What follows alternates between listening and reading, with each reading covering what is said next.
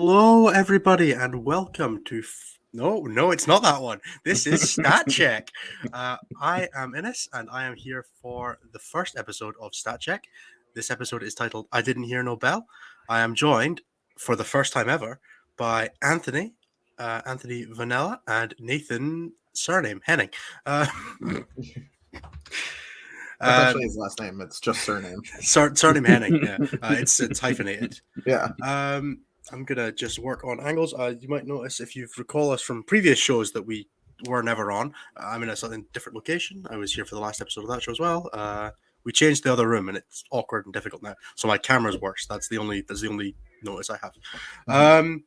This is our brand new 40K. I want to say network, but it's not really a network. It's more like 40K experience. Yeah. You can find a podcast episode and a bunch of stats on our website. So that's the stats, and then you can check them. That's a name. That's a name right there. It's a stat, and you get checked. It's also similar to how we play these days. So we are obviously incredibly excited to be bringing you all of our brand new designs on content. We have some really cool ideas for how we're going to be taking this forward, and we'll be getting into some of that with you guys later on. I am going to start by giving a massive shout out to the two guys behind the scenes who are not also with us. That is Jeremy and Cliff, who are both the stat side of our team, and Curie is also our Curie. Jeremy is our editor as well, and a massive thank you to both of those guys for taking the leap with us. Bringing those guys on board with us was part of the reason that we launched StatCheck as successfully as we have so far. We've been loving the website, which is stat-check.com, I believe. That sounds right. Yep. Yeah, so let's do the easy bit. Let's talk about what the show is, guys. Do you want to run us through what your 30-word pitch of the show, if anything like that, for anybody? Nathan, you have a much better one of this than I do. So yeah, I was gonna say I'm gonna let Nathan hit it because he's the hero with the good words. Oh wow, the hero with the good words with no preparation whatsoever. So really, I think Stat Check is feeding the need for well done stats, but also top level analysis. So Cliff, Jeremy, and I will provide you with all the stats you could possibly need either on stat-check.com or on this every week. And we'll be able to answer your questions and also be able to provide you with up to week information on how every faction is performing. And then we have, if you want to use our new ranking system, which we'll talk about a little bit later in the stat system, we have two of probably the best players in the world right now, according to our ranking system. Innes is like number 1, and then Anthony is in the top 20, I believe, depending on whether you're using. It depends on which of the rankings you look at. Yeah, because in some of the rankings it's like we're 3 and 4, and some of them were like 1 and 11 or something like that. Yeah, it's something pretty crazy. So we have probably the best meta analysis. If you combined our ranking scores across the Elo, the CRS, and the ITC, like our combined ranking is probably lower than most players for all 6 of those together. They're individual in any one. 100%. So we take those. We're averaging out to probably be the one best player in 40K right now. Maybe not quite that. That's exactly how that works. Oh yeah, definitely, totally. That's how averages totally work. I promise. If me and Innes could play doubles, we'd be undefeated. We'd lose every game. Yeah, or we'd feed out of control because both of us trying to pilot the same army might not work great. But whatever.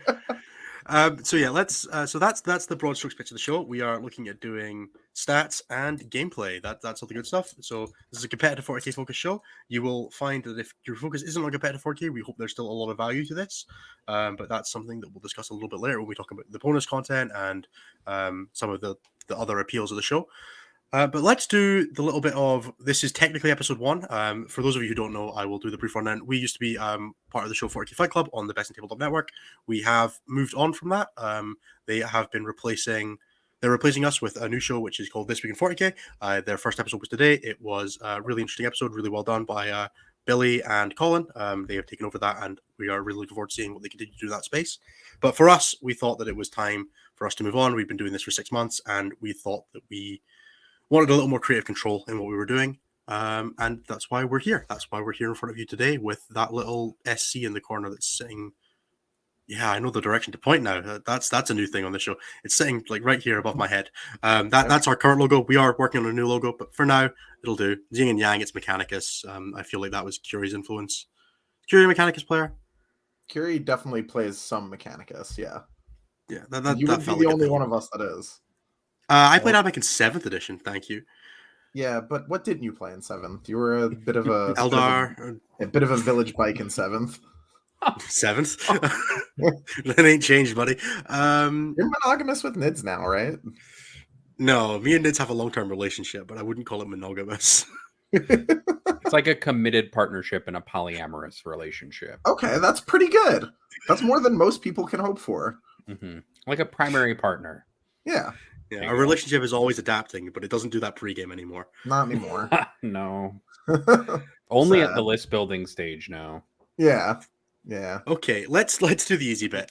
Let's introduce ourselves because like I said, this is technically episode 1. We will go around the circle, so we'll start with Anthony, then we'll take myself, and then we will do Nathan. So if you guys want to give us what's your 40k CV? What's your biggest accomplishment? The reason that you think you deserve to be on a show? My biggest accomplishment is probably that I got 6th at LVO last year. I was best in faction Yukari, so I was the best of the broken. And I have this year been winning lots of stuff, but I also went 4-2 twice, which is why Innes makes fun of me all the time. But broadly, that is some of the stuff that I've done. I'm a member of Art of War. I am one of the coaches on their team. I do a lot of that throughout the week now, thanks both to this show and some things in general. So people like to come to me for 40k advice.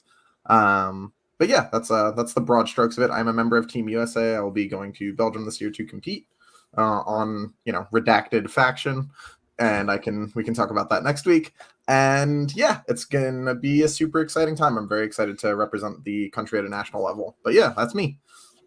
Innes. That is Anthony. Yes, that is me, Anthony. Missed his name. Yeah, and he plays in the United States. In case anybody missed that one. yes. Cool. I am Innes. I am the captain of Team Scotland 40k. I would consider that my pride and joy achievement. I have placed 3rd at the European Team Championships, the second to last one in 2018, where I played a really, really bad Chaos Knights and Cultists army.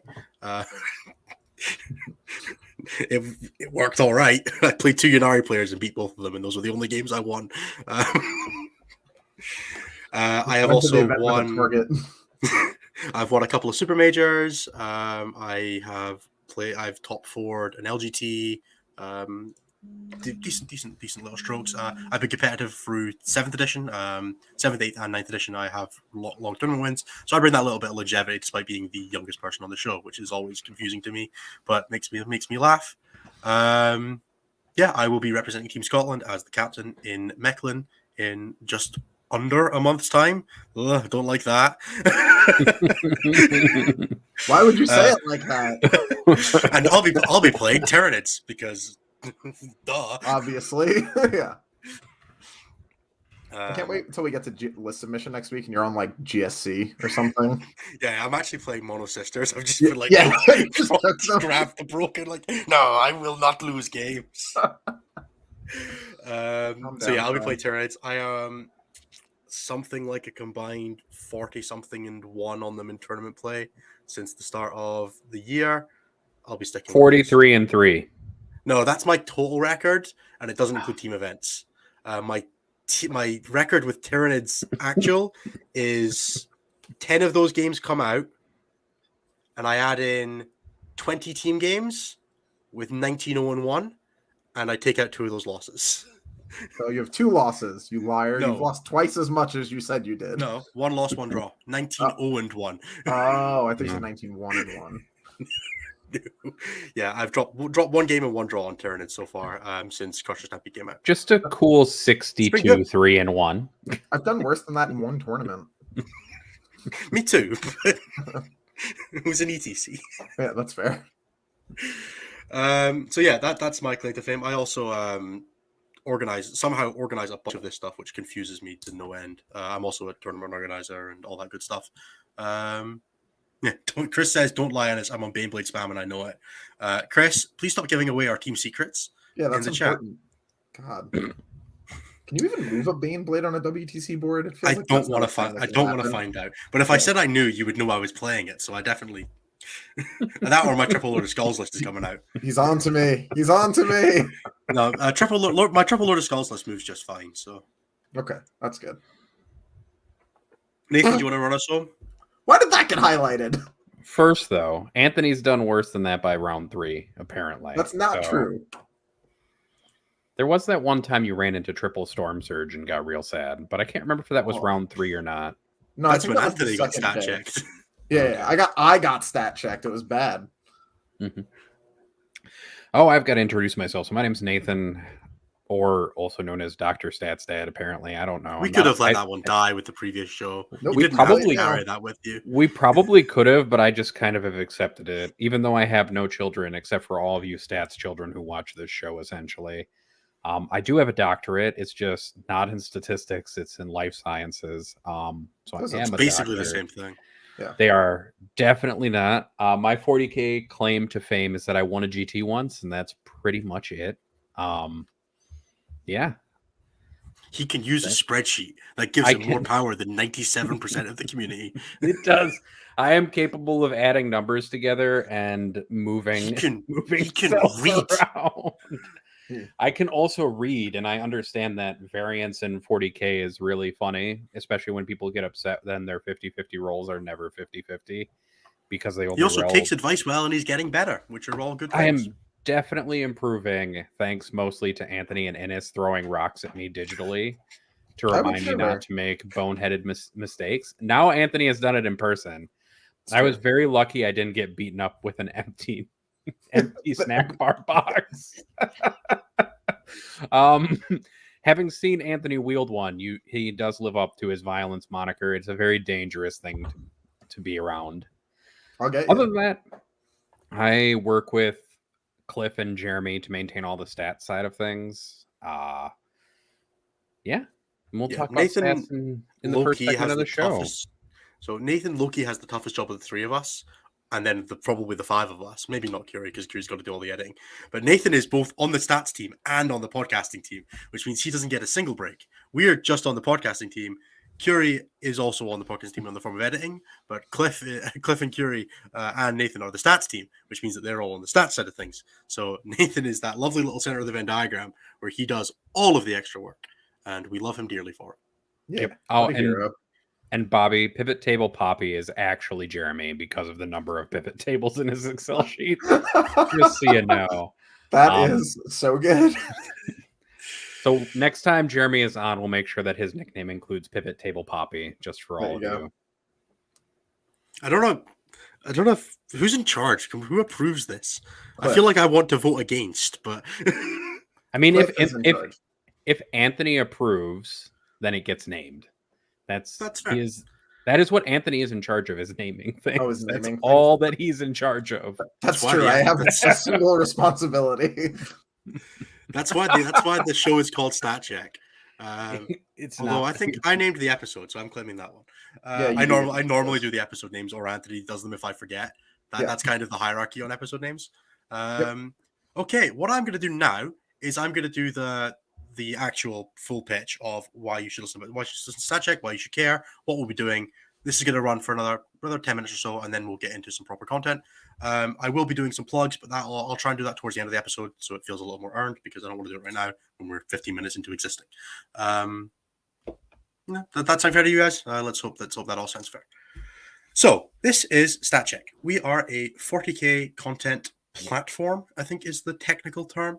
But what you can expect from that is we have a website, which is stat-check.com, where you can find access to our feed, which will give you all the YouTube content. You'll also find all of our stat content. So that is the meta dashboard and also the two forms of rankings at the moment. There's also a blog there. I don't anticipate that seeing much use, but maybe in the future, if there's ever any written content that we really want to put out, that's where you'll find it. Excuse me. What you'll be seeing from us on the YouTube side, because that's where we'll be focusing, is every week on Tuesday UK at 10 p.m. UTC. So currently it's 11:15 in the UK, which is 10 p.m. 10 UTC. We'll be doing a 90-minute live stream once a week. That'll be in this time slot. You might see plus or minus a little bit of time on that. We might decide to run for 2 hours one week. We might run for 75 one week. Just depends on how the content is going, how we're feeling, what time I need to go to bed. That is going to be running at, you guys know the other time zones? 6 p.m. Central Standard Time, And 4 p.m. Pacific. 6 Eastern. Oh, 6 Eastern, 5 p.m. Central Standard, 3 p.m. Pacific. I got those time zones all messed up already. I'm terrible at this. At the moment, right? So expect it about this time every week. We'll be here week in, week out. That is going to be the main show. That is all of the show. We'll be running all the content in that. I'll cover what the content is later. That show will be free to everyone on YouTube and hopefully also podcast places once we get that properly figured out, for free for as long as we're doing this. That is it. That is the show. That is the only thing. If that's what you care about, you want to hear more of us, you enjoyed 40K Fight Club, and you want to hear more of myself, Anthony, and Nathan, and also any guests we have on, because we will be looking into getting guests on a little more frequently because we have a little more control over that now. We will be doing that for as long as we can be bothered. Essentially. Yeah, pretty much. Foreseeable future. Until it becomes more effort than it's worth. Yes. That's the broad strokes. On the stat side, the content that you'll be seeing is the meta dashboard, which is the wonderful, wonderful resource that's curated by Cliff, which will provide you everything from individual faction win rate data to grand overall meta stats. I'm having a look at it now. It's operating on I want to say the format that we popularized, which is the 45-55 and 40-60, which is the two brackets that show you roughly when something is healthy, too strong, and then wildly out of brand. That's something that we innovated on and that we're super happy to be continuing to work with. You'll be able to find some faction data, faction versus faction win rate, play rates. You can mess around with things like GT level experience, what the opponent's faction is. You want stats about win rates? It's a really, really wonderful tool for that. Super, super awesome visualization format. I would recommend trying to use it on a computer if you can. The mobile interface can be a bit fiddly on Tableau, but we are working on that. That is something that is in the pipeline to get fixed. You can also find, and these are two of my favorite features, our competitive ranking score, which is a faction-weighted Elo system, and that covers win rates by player, but also varies the amount of points you gain in like an Elo style system by how strong your faction is. So if you're playing a weaker faction and you win more, you'll get more points than somebody who plays big ones. Or you can just keep winning and do what myself and Tom Ogden and others have been doing, and just win so much it doesn't matter, which is really fun too. Yeah. You can also find a completely regular Elo system, which is just called Elo. That's stat-check.com/Elo, which is a 40K Elo score. We're going to be curating that. That one puts Anthony and me out of first. But that one, if you look at that one, it does put it puts 6 Tyranids in the top 7. So there's a reason why we created the faction weighting, and it's because of this exact situation with Elo. If you win games into other factions that are better than yours, you will get more points in the competitive ranking system. We also have to slightly be like the Elo one, not a fan, because it does put friend of the show Tyler Bertel in 7th place. No, that is too high. So there is lots of things to experiment with, to play about with on the website. If you want to have a deep dive into some stats, if you want to make fun of your friends, there's some really, really fun ways you can do that on the website. So go and have a poke about it, have a play. You want to find yourself, you should be able to find yourself in there. We pull from any event that we see that's going on that we have data for. We pull from. I'm just looking at this, and Paul Unson is in the top 500. This is definitely not right. Oh, that can't be right. Yeah, we pull all the data for both the CRS and also for Elo from 25 player 5+ round events. Both of them are essentially event size agnostic. Yep. They are just based. Generally they are based on the quality of your opponent, not based on the quality of the event you're at. So they are different to the ITC scores. One thing you may notice, and I will do this one just for a PSA: if you play games, your score can go down. In ITC, your score will never go down. Your placing can go down, your score will not. But we have had some crews already. Like I have a X and O win rate or an X and 15 win rate where I've won a bunch of games, but I've also lost a bunch of games. And then somebody who is 0-5 is on a higher score than me because they've lost less games, because they've played less games. It all makes sense, but if you come from purely an ITC perspective where you just play games and your score goes up or your score stays the same, it can definitely feel a bit different when you look at it and you're like, well, I have more wins or I've played more than this person. Why am I lower ranked than them? It's because losses take away points in these scores. So do be aware of that. Don't come bashing Curie. If you're going to bash anybody in the DMs, get in Nathan's and bash Nathan in the DMs. It's very important that if you have any comments or criticism, you bash Nathan in the DMs, even if it's about Curie's ranking score. I accept any and all feedback, but I might also just put you on blast on the website if you send me too much of it, because there's nobody to tell me not to, and I'm going to do what I want. Technically, we're here to tell him not to, but we think it's funny, so... It's true. Immediately, other friend of the show, Alex Taus, is in my DMs. Oh yeah, I forgot. That's one rule. Okay, now on to what the show is, because that is the rest of the content. We are going to be doing, broadly, every week, we're going to be following something very similar, but not the same as our Fight Club format. So we're taking Fight Club format, and we're removing all the bits that we didn't quite think were right for us. So we're not going to be talking about results of the week, and we're not going to be talking about tournament lists or anything like that. And we're not going to be doing a split off. We'll have all the Q&A in the main show. So we're going to be covering every week. Nathan will be going through the stats of the week. We'll have a general intro. We'll talk for 5-10 minutes about how our week's been, all the normal stuff you expect, because we want you guys to care about us. Because if you care about us, you'll keep watching. And that's the only reason we want you to care about us. I'm not kidding. I'm lagging. Okay, I'm back. Anthony's lagging. I thought we were just all going for a dramatic pause there. We were. Yeah, I mean, I was, but on behalf of my ISP. A moment of silence for Anthony's ISP. Optimum thought Ennis had a good idea. Does Anthony live in Canada? Roger's going for him here. So we will be doing... I lost my train of thought. Oh, God damn it. We're talking about the actual content we're going to produce. No, but Anthony keeps lagging and it keeps distracting me because he makes funny faces. Oh. So we'll be doing the general intro stuff, the stuff you expect. We're still friends. We're all friends. We're going to be talking here.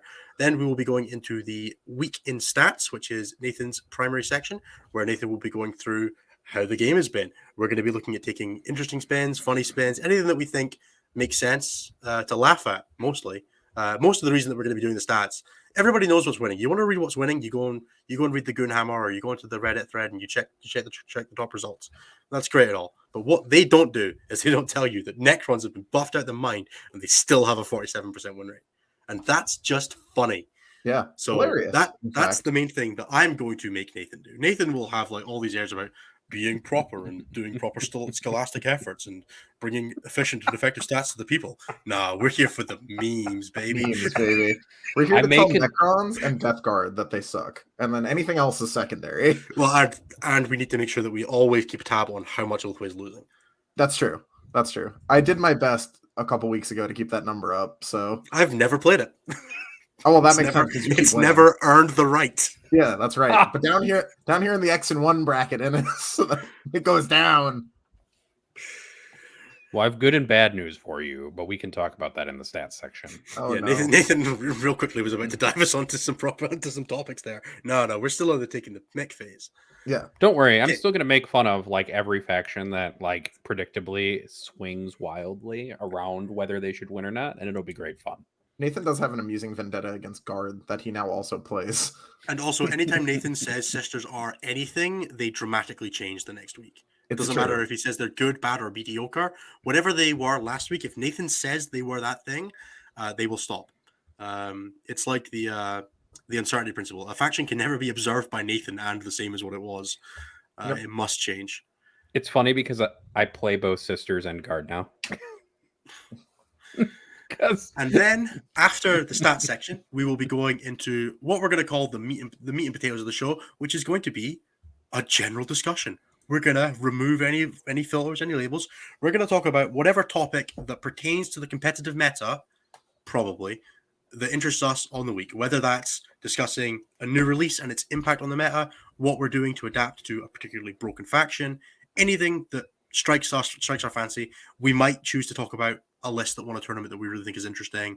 If an event like LVO happens, we'll probably end up going through the top couple of lists from that, because we're going to do our due diligence here, and we'll be reaching out to our community as much as we can to find the things that you find interesting, so we can talk about that as well. but we're not going to be following a script on this one. It will be a little more generalized than what we were doing on Fight Club, where we ended up doing a lot of this towards the end of the episodes. Now we're going to make that the main focus. We're going to try and commit 40 minutes to half an hour to 40 minutes to this show, to this part of the show, week in, week out, because this is the part that we really love doing. The stats are Nathan's baby, but for me and Anthony, this is why we're here. Sure. And this is what we want to do. And riffing off each other with Nathan, keeping us understandable. And also bringing some fantastic insights from a newer player on the competitive scene as well, who really picks out on things and says, you know, you guys need to explain this better, or this is what you guys are actually saying. You're just saying too many words for it. Nathan does that a lot. Nathan's really good at that. Yeah. Hey guys, you've explained something 15 times and I still don't understand. This is what you're saying, right? Try again. Yeah, no, that was better. Yeah, thank you. Yeah. Thank you. Please repeat for those of us not in the top 10 of the Oh, so you need to repeat it for Anthony as well then. He's in the top 10 of the Elo. Yeah, but That's right. he's 11th in the ITC. Yeah, whatever. That system is just for stupid Americans. That system's dead now. It's been replaced. Yeah, that's right. We have This doesn't replaced right it. this second. We could talk about how much better the French version of BCP is if you want. Is It's that so real? much better. It's so much better. It's so good. Oh, if it you is click on better. somebody's name on the links, it shows you all their opponents' lists and the scores for all of their games. Oh, that's The only thing it One doesn't click on a the only- web client. the only thing it doesn't show you is what secondaries they picked. That's And really that's the 'cause it doesn't only require you to put only score sheets. fault. The only fault of the system essentially is that it doesn't show you secondaries. Yeah. We'll see how it goes.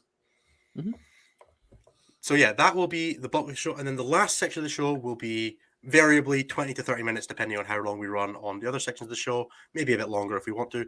We'll be doing our Q&A.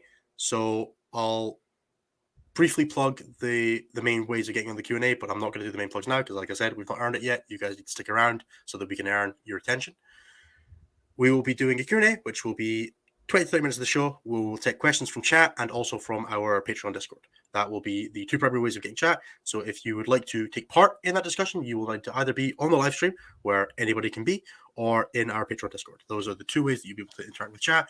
Anybody will be able to hopefully see the questions or hear us questions, so we'll tell you what the question is. And everybody will get to hear the answers, obviously. But if you want to be part of that, then those are the two ways you can do that. And we are more than happy with either way you choose, because we love having people here during the live streams. And the live streams are interacting with the chat is one of the most fun ways to do this. And we would definitely recommend you watching the show back on YouTube because you get to see our expressions. You'll get to read back the chat along with us. If you're listening to the podcast form, we will do our best for you. But sometimes some stuff slips through the crack and it's not as clear on the podcast as we would like it to be. And we do apologize for that. But we will do our very utmost for you all. There's also a lot of physical comedy that you just won't get on the podcast, to be fair. Yeah, like the closer Anthony gets to his screen, the more stressed I become.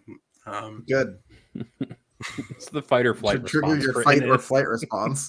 Exactly. I choose flight, not fast, but flight. Yeah. I'm sure you're super quick for like 10 yards. Yeah, and then the momentum just keeps me going. Yeah, that's what I'm saying. And then you got like another 5. And then the cardio becomes an issue. But until then... No. you're good. At that point, I've collapsed into a heaping ball of blubber, and I'm rolling it. Falling place here.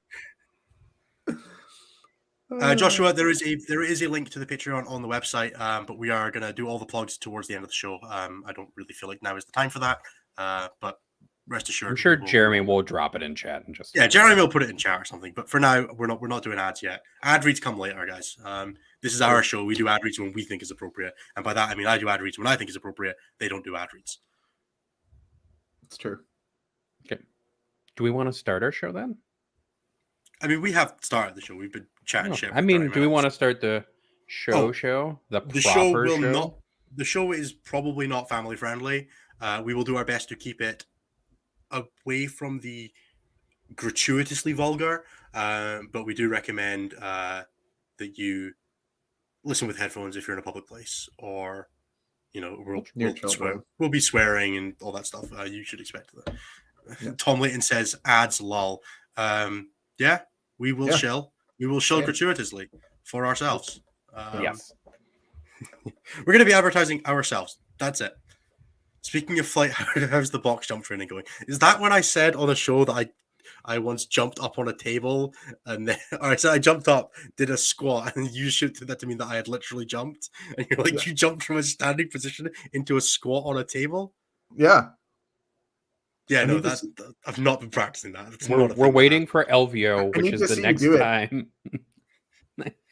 Innes, Outside of if we end up playing you at the WTC and you do that during pairings, I'll throw my game like 0-20. I don't need you to. Well, Oh, you will eventually. wow. Yeah. Look, man, we're not going to be in the X and 2 bracket. We'll be far too low down.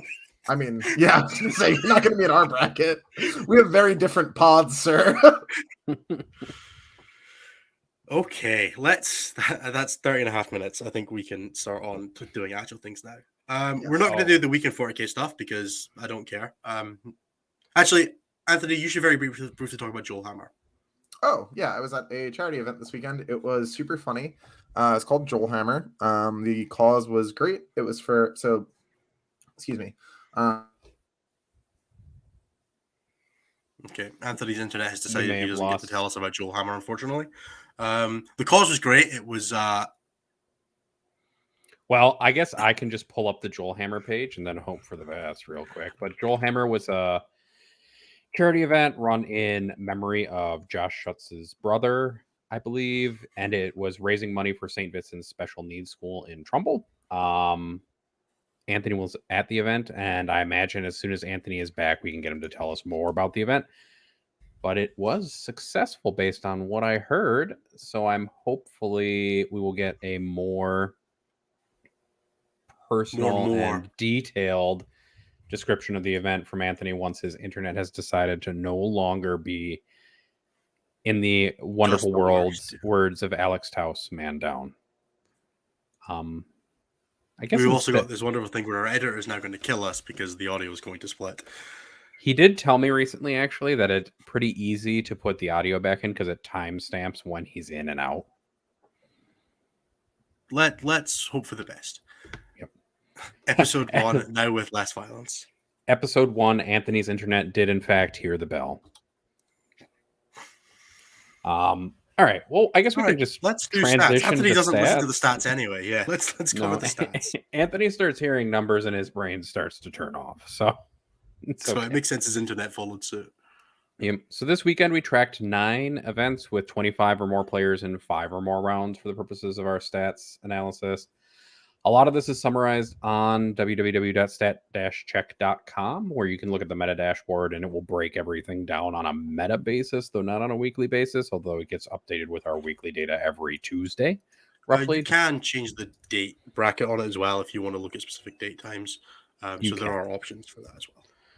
But instead of that, I'm just going to tell you all sorts of weird and funny things about the weekend because I think it's great. So prior to this week, we had kind of seen a partial uptake of Nephilim rules, and this is the first week where we've pretty much seen every event take up the Nephilim rules, along with the beginnings of the Codex Chaos Space Marines release beginning to be taken up by all events as well. Events, but not players. Yes.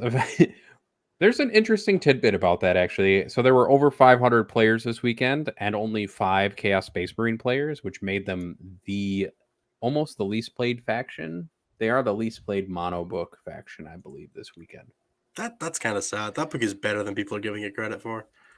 Yeah, I think that's something we should talk about again this week, probably in our meta-analysis section, maybe about assessment of book strength. But instead, we're going to talk about win rates, and then I'm going to talk about some over-rep data from the weekend. So our top 5 hasn't actually changed super dramatically since Nephilim started. It has changed a little bit. Tyranids and Harlequins, 2 totally dead factions, are still at the top of our win rates in the first week. Totally dead's a meme, guys. People have been saying Harlequins and Tyranids are dead because they got nerfed. They're not. We're going to use that meme a lot. You'll want to get used to us saying that sarcastically, unfortunately. So Tyranids, although what we have seen in the beginning of Nephilim is that all of the win rates have kind of been compressed a little bit. So Tyranids have dropped down to 61% as their win rate. They made up about 8.4% of the meta, and I'll talk about their lack of winnings outside of just winning games. So they didn't win any GT's event this weekend, so they don't really have a lot to talk about in that regard. Harlequins are a 58.6% win rate. So they've also kind of sat around 55 to 60% as of late, despite being very dead because of nerfs. The surprise for me actually is that we do see Gene Stealer Colt popping up. So Gene Stealer Colt is sub 10 players, so usually I don't talk about sub 10 player data, but I think this is kind of interesting. We saw Gene Stealer Colt pop up at 58.1% win rate this weekend. And this is kind of where we get into one of the first darling factions for a lot of Art of War and other podcasts. We're talking about Adeptus Sororitas or Sisters of Battle. They won 57.8% of their games, and we'll talk a little bit more about them and their TWIP and also their representation at the top of the meta in just a minute. Then we have Chaos Knights and Thousand Suns at 53.8 and 52.5. Drukhari kind of at 51, Tau at 51, and then Knights at 50. And actually, we have to go a bit before we start to see some other factions that fell out. We have Asuryani and Custodes who've dropped below 50 for this first time.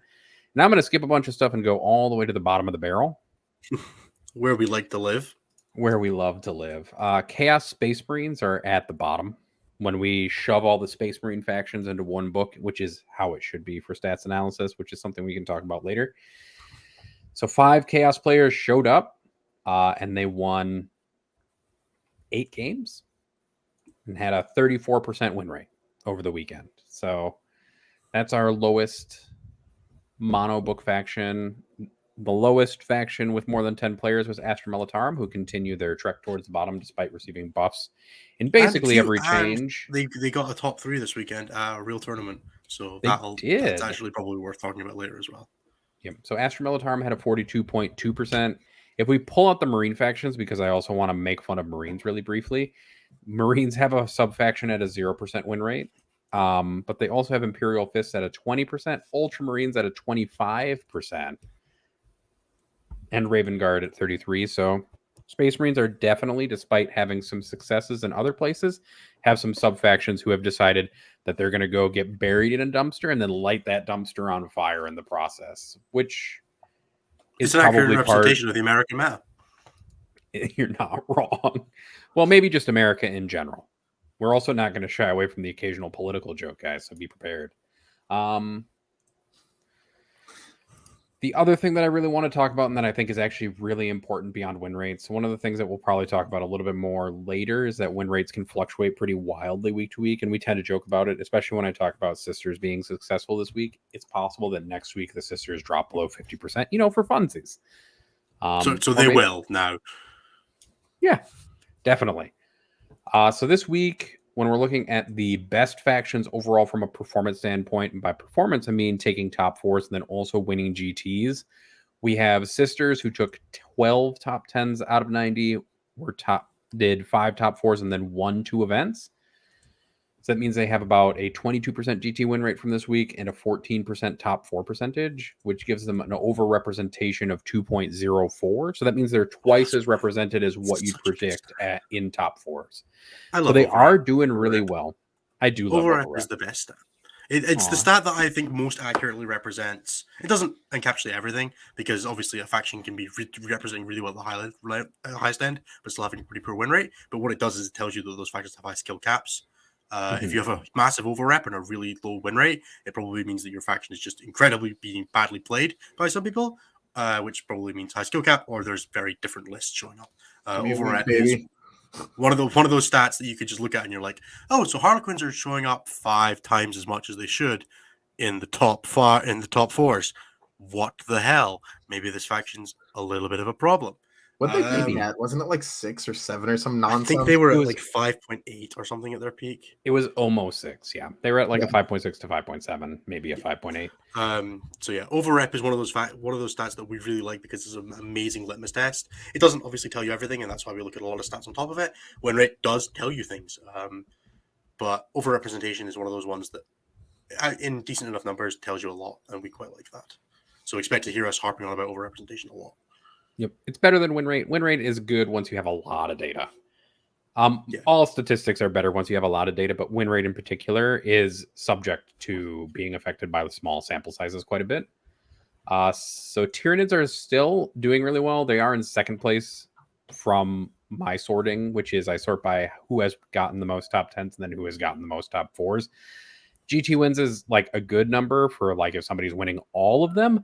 but I think top 4 is kind of where we want to look at for how well a faction is doing overall. Top 4 or made or tournaments of winning position are both really good stats to look at for that. Like made 4-0 is a really good stat. And then that's one that we really like to use because it covers what's getting almost to the finish line, even though it's not closing the deal. And then what is making the top 4, because the top 4 gives you a better sample size. If you're looking at like a 50-player event, the top 4 is the top 10 to like top 8% ish. Yep. You're looking at a good number there. And then once you get up to like 100-player, top 4%, you're starting to cover some really good spreads. Top 10 becomes a lot more interesting at like super major level. So obviously, what's winning an event is really cool and really important to look at, or especially if it's winning everything.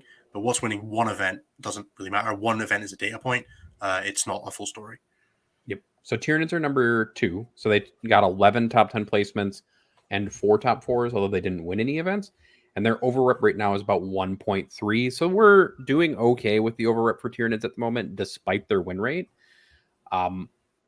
So they're not converting quite like they used to, and maybe that's something we can talk about a little bit later. As they're winning a lot. They're getting played a lot. Yeah. Winning a lot and getting played a lot kind of go hand in hand, especially if you're a good faction. I would say a 1.3 is high, but not too high. Do we have a good indicator on what a problematic overrep percent is? Like usually, I think anything over 1.5 is where we start to get into a problem. Once you get to 2 is kind of when you really see problem factions pop up, but 1 to 1.5 is usually okay. Like that can be an adjustment, essentially. It can be an adjustment. It can be an individual week's variance, that kind of thing. Yeah. Yeah. Space Marines are actually the 3rd place faction because I squeeze every Space Marine sub-faction together. So this isn't like representative necessarily of how every sub-faction is doing. As I mentioned, there are sub-factions like Ultramarines who are only winning 25% of their games. But they had 9 top 10s, 4 top 4s, and actually won 3 events. And that's 1 Black Templar, 1 Blood Angels, and 1 Death Watch player who won an event. That is cool. And actually, despite their low win rate, Space Marines are at a 0.83 for overrep, which means they're actually kind of roughly where they should be. But it also means a lot of Space Marines players are perhaps not doing very well. Yeah, they're just throwing. Which, again, makes sense. If you were telling the story of a faction, Space Marines are a faction of 2-player bases, really, aren't they? Yep. And they have 13.4% of the representation in the meta right now, which is the highest of any singular book, which is pretty much the story across all except for maybe a couple weeks during the Custodes and Tau dominance during 9th rather than 9.5. Yeah, that's another one of those things that we're going to continue to try to sum up some of the stats that we were pulling over from previous experience talking about stats for any of the newcomers. We found like 1 in 7 to 1 in 6 players are usually about Space Marines. And the Space Marine level seems to be about the limit for what any other faction can hit. We've seen Custodes and I think almost Tau get there during the very peak of their dominance. Custodes did. Custodes did like one week. They hit that 13% mark of the meta. Yep. But it's very rare, and it seems to be, it's not like a hard limit, but obviously as you try to increase your player base more and more, there's less players available to fill that space, less people who are willing to bandwagon, less people who have the army available. So right towards the end of when we had seen a really very long stretch of Custodes, we saw one faction almost hit. I'm almost going to call it like the Space Marine limit of a faction that's about as popular as Space Marines, almost purely because of performance reasons. That's kind of, if you see a faction starting to creep up to that 8, 9, 10% mark, when you're saying this is almost as representative as Space Marines, that's another very, very strong indicator that there's a problem, because only Space Marines do that. And Space Marines are very uniquely positioned in 40k in the fact that they are half of the factions of the game near enough. Right. And they're basically two factions. Tyranids and Necrons are around 8 to 9% right now. And Tyranids, I think, capped at 10 during Crusher Stampede. And a lot of the reason, I think, for people getting really close to Space Marine meta representation numbers is how easy that faction is to collect and transport and paint. Space Marines, as a general, just like being the poster child of Games Workshop's 40k game, means that a lot of people just have a Space Marine army. But if you only have to collect like 12 models for an army, like you did with some of the Crusher Stampede builds, or maybe less than 20 models in the case of some of those Custodes builds, it's a lot easier to hobby up something, especially when you just have to spray paint it, gold, cover it with Reichland flesh, and maybe pick out some metallic details or plumes and things like that. You usually have a little bit easier of a time. You forgot the part where they bake their dice, so they only roll 4 ups. But that's true. That doesn't really work like people say it does, but that's okay. We'll talk about that. I don't know. another time. I speak to my half tart. She's definitely been in the bakery a little bit. I mean, there was the one time where I was playing games with a friend of mine who put 1,500 points of Ultramarines into a squad of 5 grotesques, and there was still 1 grotesque alive at the end of it. That's good. You know, those 5 up feel no pain sometimes. They're just real feisty. Yeah. So then we have Necrons in 4th place with 8 top 10s, 4 top 4s, and they actually won a GT as well. And they're at a 1.27, so we're actually seeing something that's roughly where they should be, at least for Necrons. And their win rate's like right around 46%, so they're also in kind of the area for balance.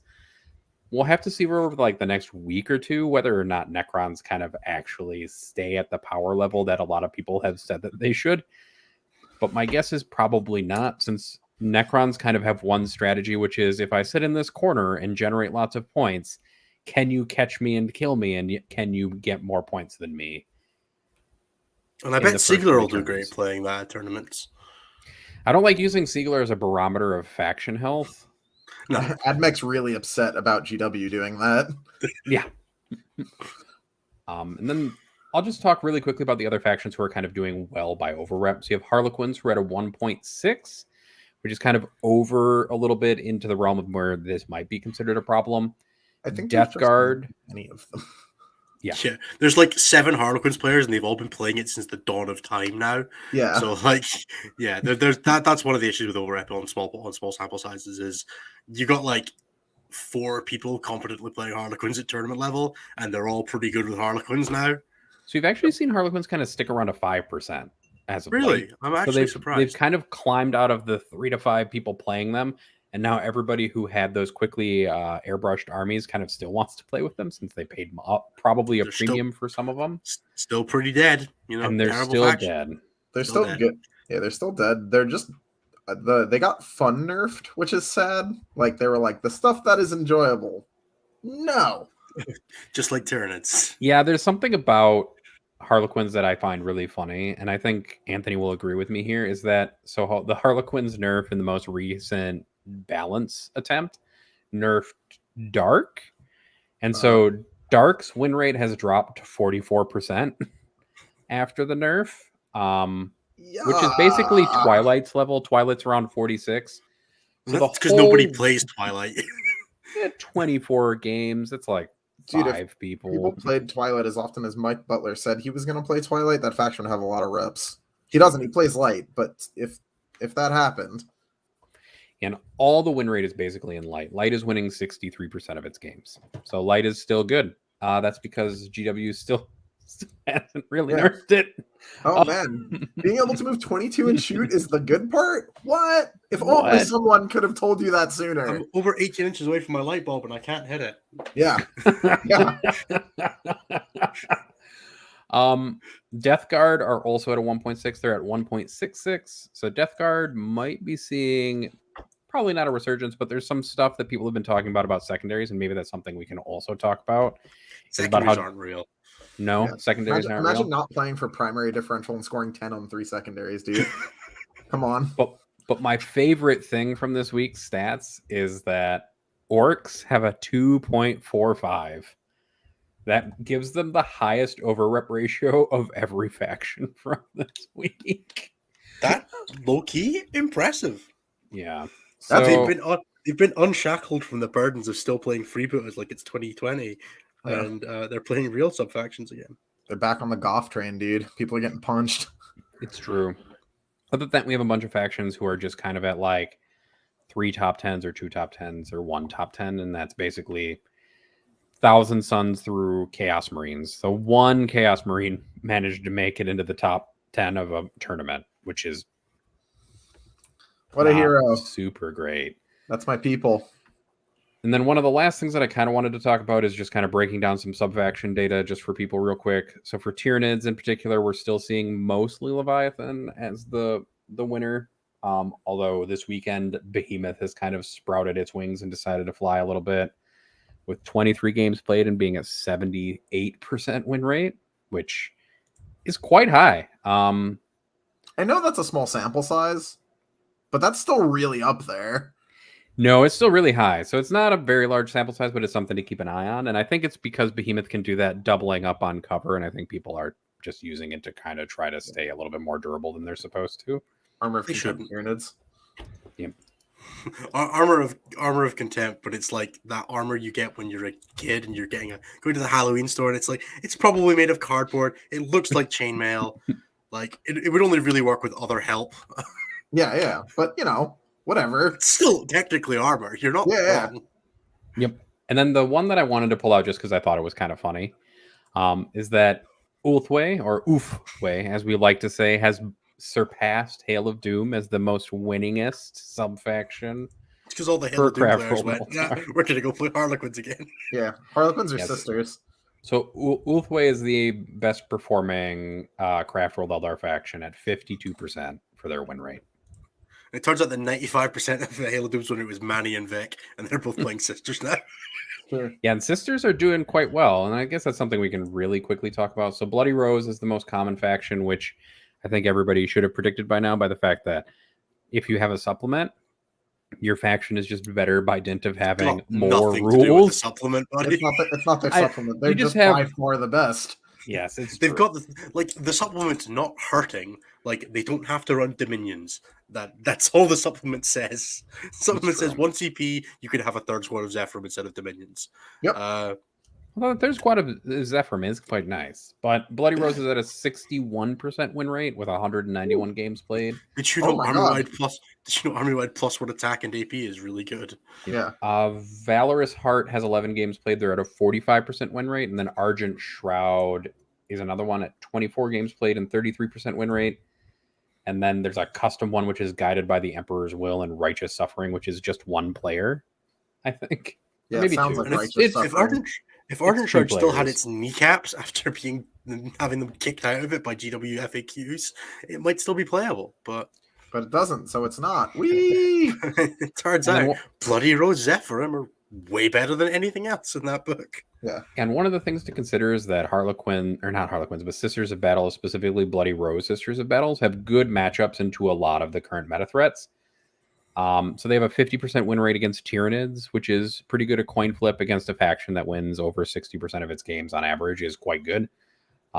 They're also good into Tau with a 67% and also into Harlequins with a 67%. 80% win rate versus Blood Angels. Yeah, almost a 90% win rate against Blood Angels. They do well into Necrons with a 50%. Oh, sorry, I'm looking at the 2-week data. Okay, and then the only factions that they've so far kind of struggled with now that we've fully taken up Nephilim is Chaos Knights, who they have a 33% win rate into, and Stalkers are really terrifying. Yeah, and then you do not want to be fair facing down a 9 Stalker Fusillade. No, those bodies, even though you have a lot of them, start to die real fast once Stalkers start shooting you to death. You just need them to take 3-up saves. Once they're off that stupid 2-up in cover, you're good. That's what Bull Tyrants is for, buddy. Well, no, the 2-up, the AP2 does it. You're good. Yeah, Bull Tyrants makes them on that in cover. And a lot of people aren't taking... They'd be on a 3-up in cover with AP2. I saw the take recently that Sisters players are getting kind of greedy by not taking a second Rhino to protect some of their infantry, and instead taking like a third flying unit when they probably should take a second Rhino and stuff it with stuff so it doesn't die instantaneously. That's specifically a gift to Innis's Harpies.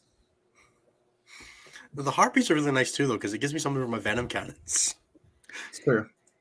Yeah, I was hearing, I think it was in the Art of War Discord actually, where Vic was talking about hating Harpies with the Barbed Strangler equivalent because of all the Strength 8, AP 2, Damage 2 weapons that can just get thrown out and kind of pick up infantry that are just randomly strewn around.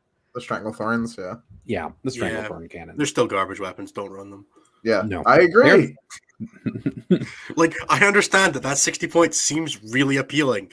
However, there is nothing better you can put in your list for 60 points after you put in the Hive Tyrant as Zoanthropes. Just put the Venom cannons on, kids. Yeah, it's true. And the last thing that I want to touch on during our competitive stats is I just like running through the top 10 from our ranking system, especially this first time because it's going to amuse me. So we have two different ranking systems on the website, which Ines talked about earlier. We have the competitive ranking system, or CRS. We like to joke that sometimes it's called the Curie ranking system, and you're earning Curies. That's the one that's the one we care about. We have the other one because it's interesting and because other people will care about it, but we like the Curie ranking system because it accounts for faction strength. Yep. And so this one is your main faction is determined by the most events played with that faction, and that faction weighs your wins and what factions you win against. All the factions is weighted wins for whatever the game was played on it, not by the general. Yep. So it's essentially a faction weighted ranking system for 40k players. And we are using it essentially to look at weighing people by how often they shift from top tier faction to top tier faction. So if you just play top tier factions, it will reduce your score somewhat. Although that doesn't mean that you're going to have a low score. Anyway. You can just win and have a really high CRS score. And we do also publish the standard Elo, which is not faction weighted, which changes the numbers a little bit. But that's just okay. I only go up like 30 ranks. Yeah, you do only go up like 30. It's fine. You should have lost less on meta factions. Yeah, I know. I fucked up. My bad. So, one of our favorite things just right now is that Ines is number 1 on our CS. We debuted our rankings by number 1. I have nothing to do with this ranking score, but it makes me happy. No, it does make Ines quite happy. And then second is Manny Chima. Third is Tom Ogden. Fourth is David Gaylord. And then fifth is Vic Vijay. And then rounding out the top 10, we have Kyle Grundy, TJ Lanigan, Seth Piper, Brenton Weiss, and Brad Chester. The GOAT. Tom Ogden repping it in for the US in the top 5 there. David and Vic both taking losses to Manny tanked their scores a little bit. Yep.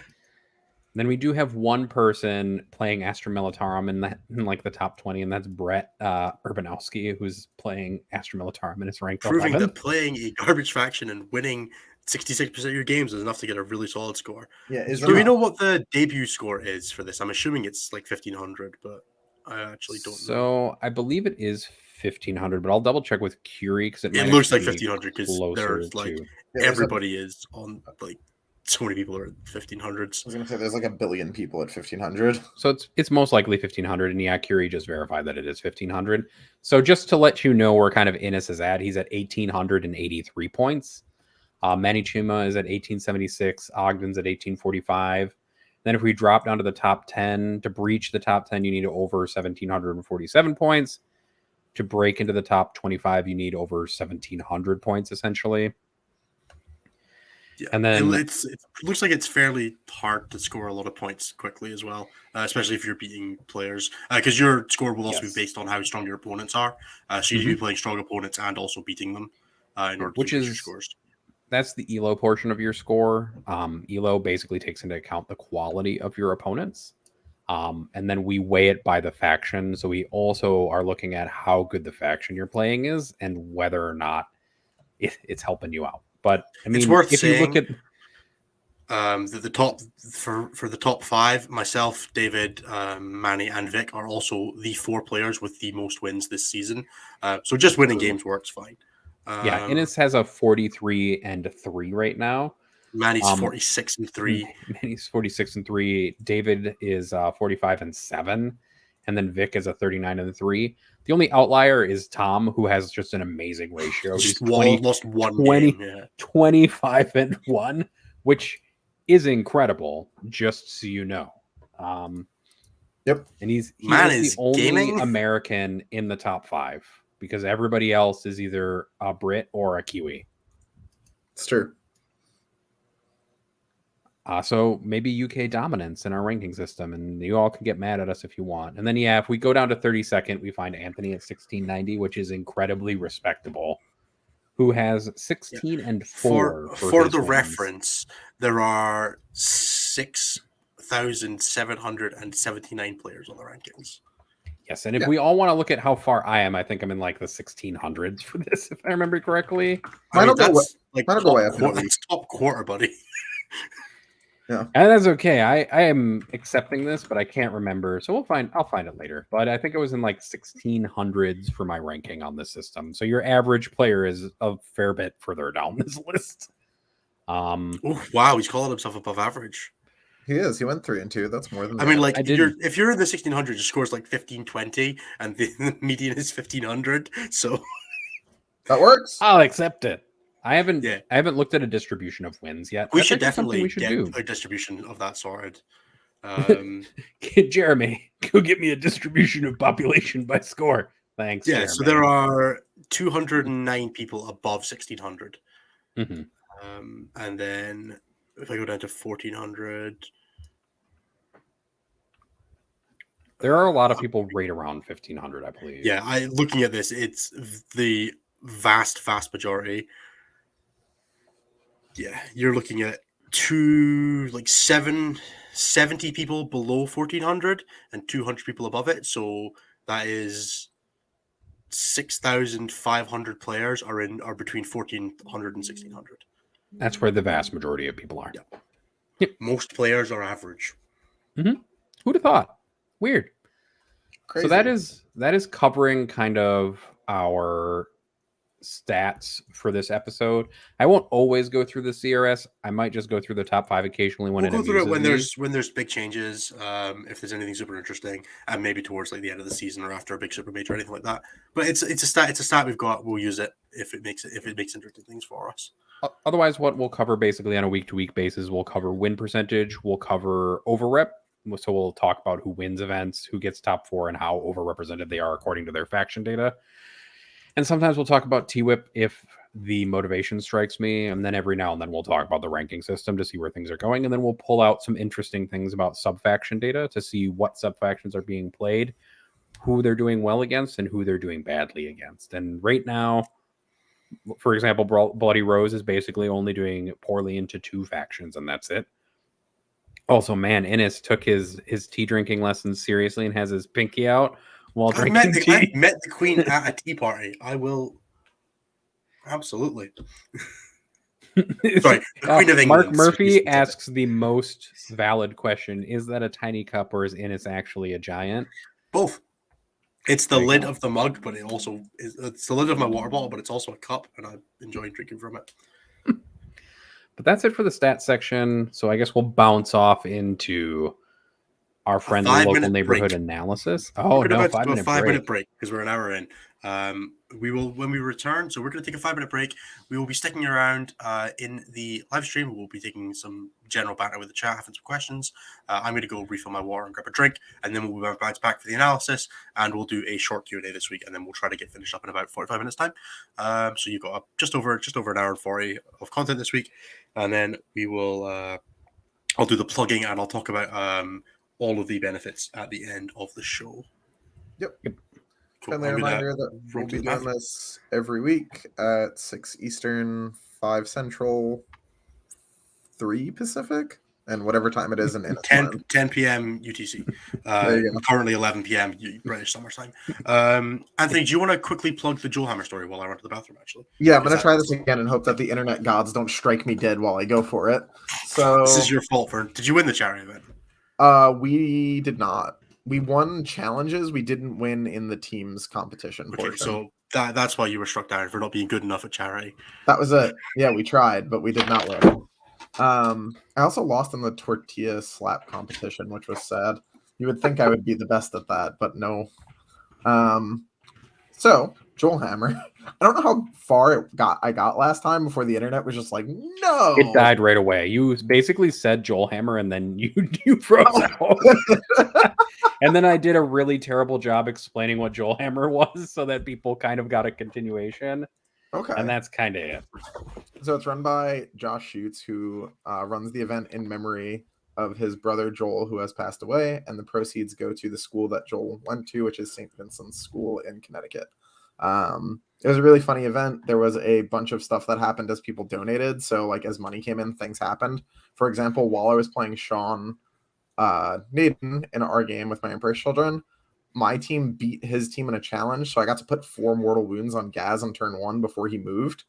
But then in his turn, when he called the Wah, someone donated $100, which gave Gaz infantry and fly, which are pretty good keywords to give that guy. I don't know if you guys are familiar, but so yeah, he rolled a 6 on his advance, moved 16 with fly straight into the center, and punched my possessed into the sun. So it was pretty wild. So yeah, there was a lot of wild nonsense that happened in those games. It was a super good time. We raised a bunch of money for charity. I think the GoFundMe's still up. I'll try and grab a link for that if you guys want to donate. Obviously, I would super appreciate that, as would Josh. Oh, and all the VODs are on twitch.tv/Team Battle Brothers. And that's my Joelhammer stuff. Nice. Yeah. And yeah, the GoFundMe looked like it was still active last I checked as well. I think it is. I'm going to just post it in chat and hope that it is. We're in the break now, so we're just going to, this is the bit that will probably get clipped out and not be on the YouTube. We hope you guys are enjoying yourselves so far. We're not new to this, but we're still new to this on the grand scheme of things. So we're still figuring things out. We'll still be figuring things out properly on this end for a while. We're working on some of the technical stuff behind the scenes. We'll be looking at hopefully getting some of the meta stats. I think Nathan, we're going to give Nathan permission to do all of the looking at images and stuff like that thing, so we can pull up the stats on the show while we're talking. Hopefully, in a little box that goes on one of the sides, because we've got a little bit of space there where we can pull up factor win rates and things like that to have a little bit more of a visual effect going now. Yeah, but that's work in progress. So that you don't have to listen to me like dryly talk my way through 17 factions of win rates. Yeah. Although, also, I have to make sure then to control my clicking, because I don't know if anybody's actually ever watched me use a computer, but I kind of just bounce around like a madman while doing it. Do you do like the MOBA player style thing where like you right click like next to your character a million times to move and stuff like that? I highlight things a lot as I read them, so I'll like highlight and off highlight things as I go. So I'll click on something like 100 times while I'm reading it, which annoys people around me a lot. Also, it was probably why I got a complaint from an editor of a podcast once about me clicking too much on stuff. You should do that less. Yeah, coming from playing like games like League of Legends and even like Warcraft 3 as a kid, if you're moving units, you want to move as close to your character as possible, so your reaction speed, if you need to change direction, is really quick. So you end up moving by like click here, click here, click here, click here, and then you just kind of like slowly walk along like this, and you switch directions, and you're just clicking every time as you go back and forth, and you click like either side of your character to like strafe back and forth instead of just like clicking one place and walking to it, which would be so much easier and not give you RSI. But no, it was very important that I have arthritis on my middle finger, so I'm really working on that. That's PoE, baby. PoE does that. In WoW, you can just hold the right click and mouse turn and then move with your keys. But in PoE, it's like click, click, click, click, click, click, click, click until you die. Yep. Yeah, needless button pressing is a hallmark of playing any stupid competitive game like that. It's like Magic players and flicking cards as they shuffle through them. It's like if you're not flicking your cards, you're not doing it right. 40k players who just sit and clack their dice in their hand. Oh, I do that.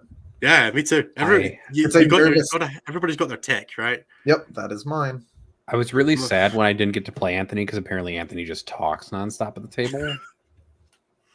I need to catch Anthony on TTS sometime now that he's playing it again. He doesn't actually do it as much on TTS. It's not the same. Because he doesn't have like this weird shark thing where if he's not talking, he's not breathing, basically. Like sharks have to move to breathe, which is not true, but neither here nor there. But Anthony basically has to talk or he dies at the table, apparently. That's true. It's also like a shark thing because I'm like following you. I'm like very close to you while you play. I'm just like, hey man, how's it going?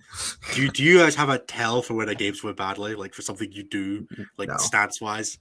It's when Anthony walks up to the table. I stand in like the gorilla stance with my hands fist down on the table, staring at it. Oh, are you one of those? It's like I'm clearly focusing way too hard on this game. Yeah, it's just such an easy pose because you're just like frustrated and balling your fists, but you also want to be looking. It's like, yep, just angrily gorilla dancing at the table. As it turns out, the aggressive play style tends to elicit that from folks. I have seen that a whole lot in my time in 40k. It's great when you win anyway, and you're just like, I've just stood here and been like an asshole for 30 minutes for no reason. Yep. I've just been unpleasant to play. My favorite, I consider it a victory if I can elicit that stance turn one with Death Company. That's always my goal when I play Blood Angels. If I can make someone do that immediately by like killing 500 points, that's when we're in the money. I think the specific one, I do that when I have to think about a game. If I'm winning, I'll just do whatever. But if I'm like, I'm going to have to think about this game, I start being like aggressively staring at the board. If I'm losing, I sit down and I just don't stand up. Oh, you're a sad sit boy.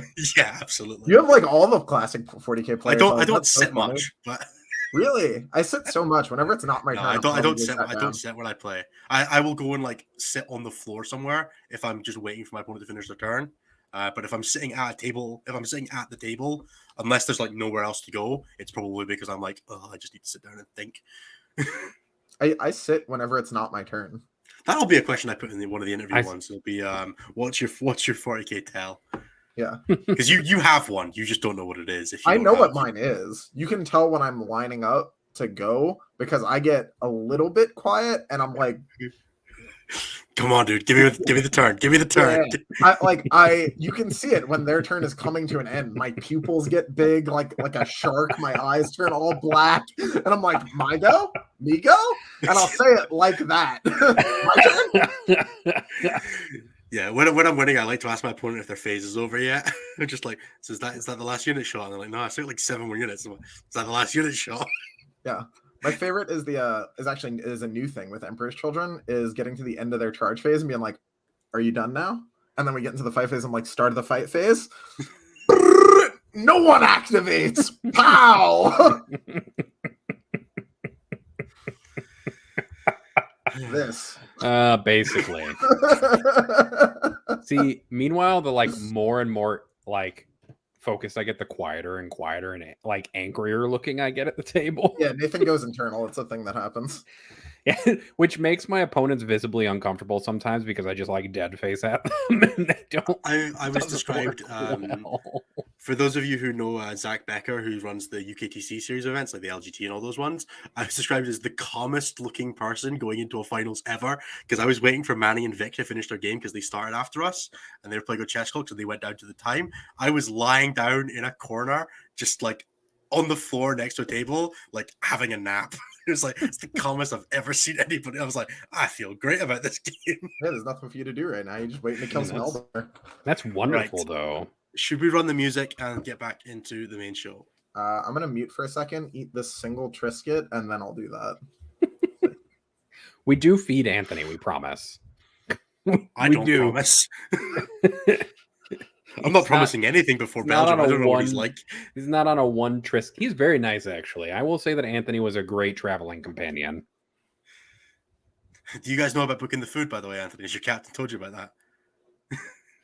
The look of concern on his face is pretty funny. So you have to book food online. There's no food at the venue. If you want food at the venue, you have to book it online by a week on Sunday.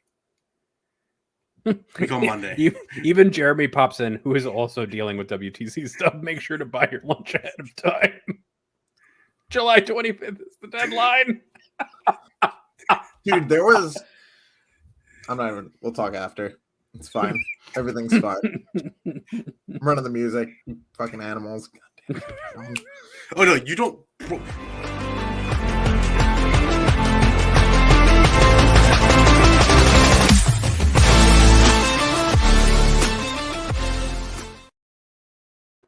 Straight from one banger to another. I love that our new intro music. Our new Massive intro thank you music. again to Curie.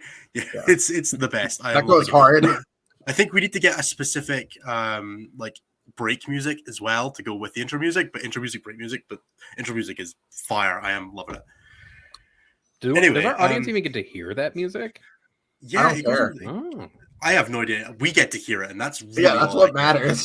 Can you hear the music? Can chat hear the music as we're coming in? I feel like you guys should be able to because it's playing on our sides, which usually means it's coming in. But I don't know. Anyway, Anthony, how was your Trisket? It was good. It was good. It was just a regular. I like Triskets, you know. What's a Trisket? A Trisket is this. It's like a wheat square. This is how we get sponsored by Trisket. Right, baby. They're great in fiber or whatever. There's no added sugar. It's American food. There's added sugar. No, it literally says no added sugar on it. Okay, but what's the sugar content? Because no added sugar contains. It says 0 grams on the box. Wow, it says 0 grams of sugar. It just has fiber in it. I didn't lose 20 pounds on accident. I mean, if I say I lost 20 pounds, that means I dropped it. But it's our currency, unfortunately. I lost 20 pounds. I ordered an extra box of Terminators I didn't buy, but I didn't want. But you have them now. Yeah, I got 15 for no good reason. Yeah. Okay, let's move on to actual content. Yeah, now Ennis knows about Triskets, and that's important. Ennis does know about Triskets now. Are they like tricks? No. No. What? Okay, why did they're like a cracker? Yeah. Made out of wheat. I'm gonna bring. Nah, I don't know. If No, I'm gonna be you able to do shouldn't. You that. shouldn't do that. Yeah. Don't I'll bring want you to. some Iron Brute to Belgium, though. I think I'm gonna fly in the weekend before into Scotland and just invade. I'm off the weekend before, so That's what I'm saying. I might just come in and just do that instead. yeah, that sounds good. Do we want to Anyway. talk about Nephilim stuff? Yeah, let's Welcome talk to about the second Warhammer. half. Woo! Where innocent Anthony talk a lot about stuff, and I try to understand all of it. Innocent Anthony can't talk about stuff this week. It's submission week for WTC. That's true. So We why have to. We can talk though about why everybody's down on the Chaos book and why they're wrong about it. Oh, that's Yeah, fun. that's good. We're allowed to talk. We can both completely, to our heart's content, talk about that one. That's not relevant this year. Yeah, we're free from that one. I know. That's why I said it. So, Art of War released their tier list today, and Do we want to dunk Anthony, on Art of War's how do you Legion feel? tier How do you list? feel about Art of War's Legion tier list? Let's go with that as a jumping point. I need to see a final version. If someone can produce me a final image of where they 1 second, landed. and I'll get it for you. I'll get it for you guys while you talk. Well, all I remember is that they put Iron Warriors in B tier, and it hurt me. Listen, I can live with that.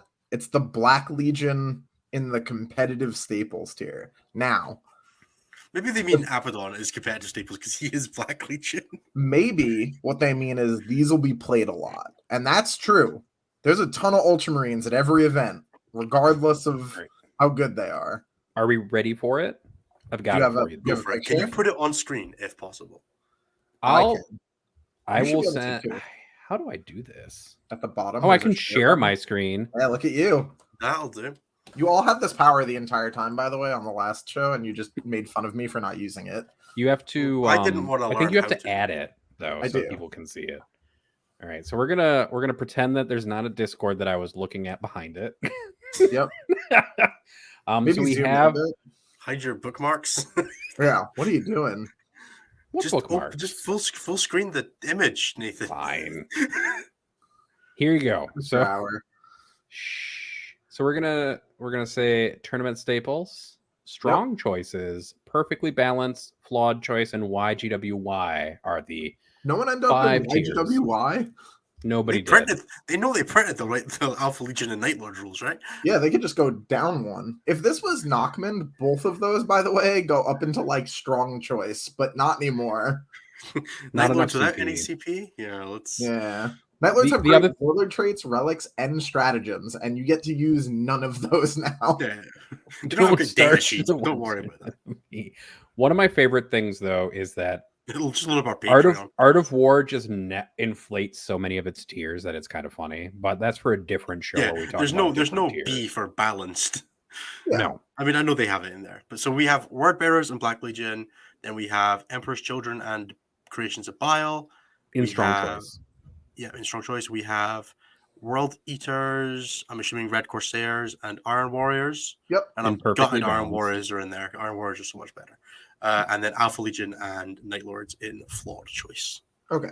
So on that note, we don't really need the image anymore. Now that I know what ended up where. So I'm gonna pull that. Cool. All right. So it doesn't make me irate, but I'm not thrilled. I will say this as an Art of War coach. I often disagree with my coworkers and my teammates, which is honestly part of why I'm on the team, because they need someone with a different perspective. And you don't like theirs, you can ask me for mine. So the thing with the chaos groupings is that I think that flatline, like outright, the most powerful ones are some combination of Word Bearers, Iron Warriors, and Children. Word Bearers, Iron Warriors, and Creations of Bile. Creations of Bile. I think that Emperor's Children are really good if you are really experienced. I don't think that Emperor's Children are the most powerful just in a vacuum. I think if you have a bunch of experience as a player and you're already able to take control, like if you're comfortable enough with the fight phase to take control of it and you're really good at getting the most out of your characters, then Emperor's Children is really good. I think outside of those specific instances, like the broad spectrum of what Emperor's Children offers, especially at like the chapter tactic level, is good but not insane. what Word Bearers, Creations, and Iron Warriors all offer just at the chapter tactic level is bananas. Why So don't you tell us It's what some the of the chapter best suite tactics of chapter tactics are we've for seen. those Yeah. legions? yeah, I can do that. What did you say, Ennis? It's just one of the best suites of chapter tactics we've seen at the base level in a while, really. Yeah, they have the strongest chapter traits or legion traits of like Yeah, any like given Nids thing. in a couple of ways compete, and that's about it. I would say Nids are worse now that they aren't as adaptive. I think Leviathan just kind of sits there and says, "I don't care." That's true. That's true. The Levy one in particular is quite good, but So to run through them super quickly, Iron Warriors is ignore all cover, not even just like light cover, light, Nope. dense, and heavy. No heavy cover. And they also turn off wound rerolls army wide. Yep. Which is quite good. So this is unit enabling for them, and that I think the way we should do this is actually what I just started to do. So I'm going to just take the run on this. We'll talk through Iron Warriors. Yeah, not as we've done it now. Yeah, we'll go chapter tactic analysis and then run from there. So I think the thing with Iron Warriors is that it's unit enabling in a lot of ways for a lot of units. This is not even touching on their stratagems and stuff. Something like a Helldrake is a lot better. The second it's ignoring all types of cover, and also you can't reroll to wound against it, so your consistency in killing it is much lower. Combined with a stratagem to make it act on top packet means that thing is terrifying unless you kill it. So yeah, those types of benefits make things that are already good better and act as an enabler for things that are kind of on the fence. Iron Warriors are they make low AP shooting actually a viable option. Yep. They don't make it amazing, but they make it competitive enough that you're not like you can rely on it a little more than you could in a faction where you're going to get you're going to get it reduced on AP one by cover and then reduce another one by armor contempt, and then difference are saving you on twos. At least with Iron Warriors are saving you on threes, you're doubling your damage output. It's just very efficient that way. And then they make your defensive resilience really high by turning off wound rerolls. So if you already got good damage output, Iron Warriors makes your resilience high enough to match. It doesn't make it insane. Like you're still, a lot of toughness 4, toughness 5, which will, you'll still be getting wounded on 2s, 3s, 4s a lot of the time. But it means that there's that little efficiencies get taken away. You don't get the lieutenant rerolls, and then anything that's like full wound rerolls. Shuts down a lightning ball pretty good. Yeah, exactly. Playing against salamanders fairly frequently because we were testing them for WTC has it's been good. It's not amazing, but I think that they're working with a better set of data sheets than either Valorous Heart's style or just Salamanders in general is. There are just more things that benefit from being no reroll to wound in Chaos Space Marines. So you don't get the big demony things, like you don't have a Lord Discordant that doesn't just randomly die to Reaper of Obliterax because it rerolls to wound and doesn't spike low or anything like that. Yep. So some big things that push. I would just want to. So Dan Cowden asked, turning off wound rolls hasn't propelled Salamanders or the Sisters Order that have it into much success. Why is Iron Warriors different? And the answer to that is pretty much what Innes just said, but also Iron Warriors can have their Terminator block be and just strap in Trans Hitman with no rerolls, which is you cannot hit them on a 1, 2, or 3 and you don't get to reroll against them. They turn off your wound rerolls off the rip. They can be -1 to be wound. They can be -1 damage, and they can have a 5-up feel no pain. Or a 4 vulnerable save if you go Zinch instead. You could do it as Zinch, yeah, but then you're much slower. So broadly, just you shouldn't, but you could go. Yeah. You also get to ignore the first field save, so there is benefits to being. But you're very vulnerable to getting fight lasted and dogpiled done. Yeah. You're looking at 4 attacks each at AP3, plus whatever Power Fist Chainsword you want to book in there. Bunch of combi bolters. They're all ignoring cover.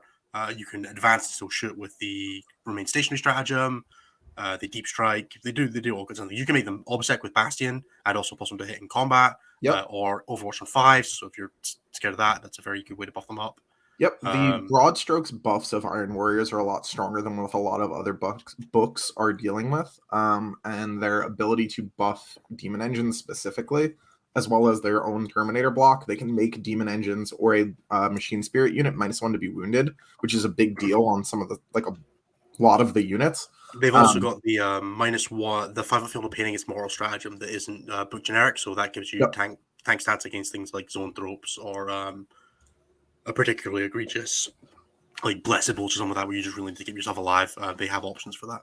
Yep. So it's really, really, really strong, and their Their group, like their book secondary is not good, but their broad spectrum's good at like some of the action stuff and things like banners because you're not taking objectives away from them. It's just not happening.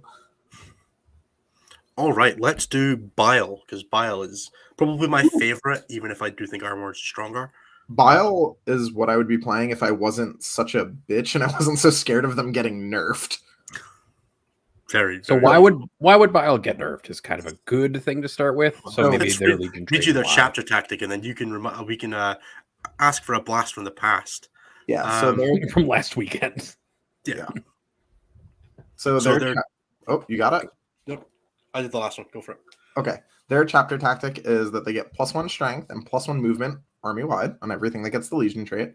And they get a full fight on death whenever they are killed in melee. And that is bananas. The blast from the past there is, Nathan. So Dark Harlequins used to have full fight on death in melee when they were killed. And instead, GW nerfed it in the most recent balance patch to you deal a mortal wound on a 5-up when you're killed in melee instead. 4-up? Sorry. 4-up. It's bad either way. Let's be honest. Caps at 6 per target or something like that as well. I don't think it is capped. I think it just happens. I don't think it has an upper limit either. Most of those squads don't have a size large enough for that to make sense. Even who's running more than 10 mans, and why would it? Yes, Dan. The fight on death for Creations Vial is only if they haven't activated yet. It was the same thing for Harlequins. Dark Harlequins only got it if they hadn't activated. That's just bananas. It's good. So much damage. Bonkers powerful. So I'll go into this a little bit more when we hit Emperor's Children, because there is actually another reason that I'm playing Emperor's Children instead. But the fact that when you go into any given fight phase with Creations, you're like, we both die.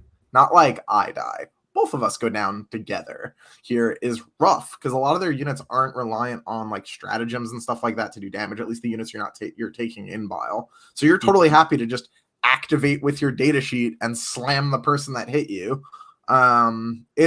It makes like a lot of builds really powerful, because obviously like if you kill one of their characters, you get hit by a full gas chaos character for the reward of getting them dead at the end of that. But that sometimes doesn't even matter anymore at that point. They've probably killed whatever they hit. Now you're hitting them back. I hope you can do it in shooting or with psychic, because you're not doing it in melee without getting hit again.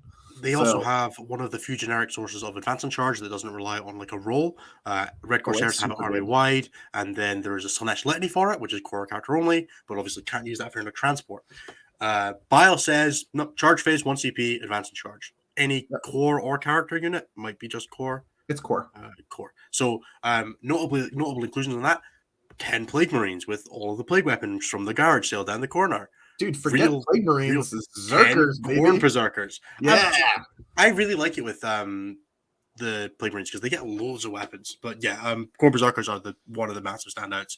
You can just dunk like 51 attacks out of the ass end of nowhere. Yeah, with strength 6 or 5 AP 3 damage 1, it's just like pow.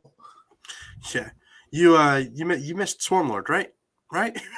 It's not quite that, but rhinos are good. Rhinos are better than deploying on the board. So yeah, it's true. Rhinos are they're not hard to kill. They're like difficult to kill adjacent now, though, which is behind walls they're tough enough. Yeah.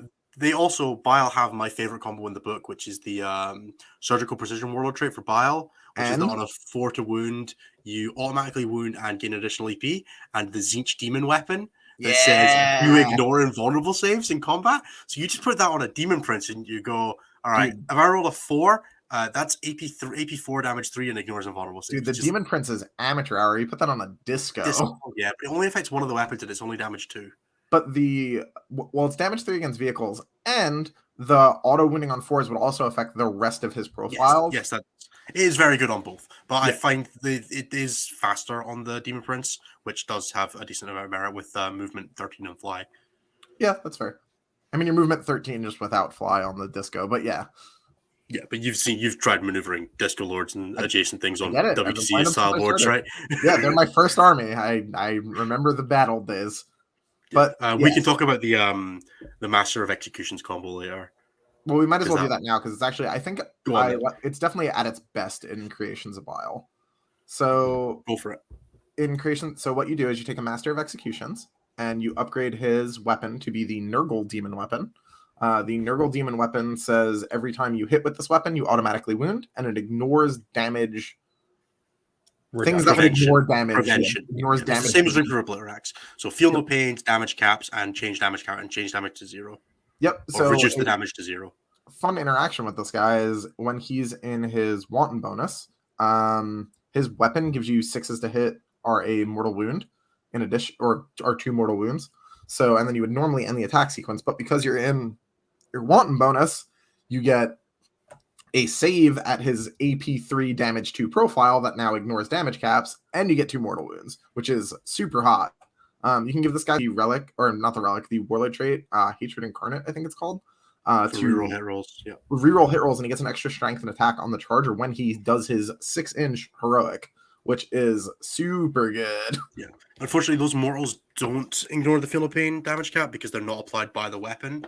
They're part of the weapon rule. I don't know how that works. They're not a rule on proper dive into that, but I think it's only when they're dealt as part of an attack and they're on the hit roll, which isn't the same thing. But I would need to have a proper look into that. So they're not. It's not a data sheet rule for him. It's on the weapon, and you would only get them when attacking with that weapon. My book's over there. I'll be back in 1 second. Yeah, I don't actually know. I think if they apply for the Reaper, they would apply for this. Would be my logic, but yeah, It's a good question. Let's do Innis looks at Codex. Yeah. This is what people are really here for. Well, I mean, this is an important interaction, right? Because like this matters a ton for the Reaper, and if it works on this guy too, then that's bananas. Well, I mean, you've seen the WTC ruling for the Reaper, right? Yeah, but that's different for the WTC rather than like most events ruled that the Reaper works. Which, to be fair, the WTC is kind of right. It's a pain in the ass. Yeah, I mean, it is what it is.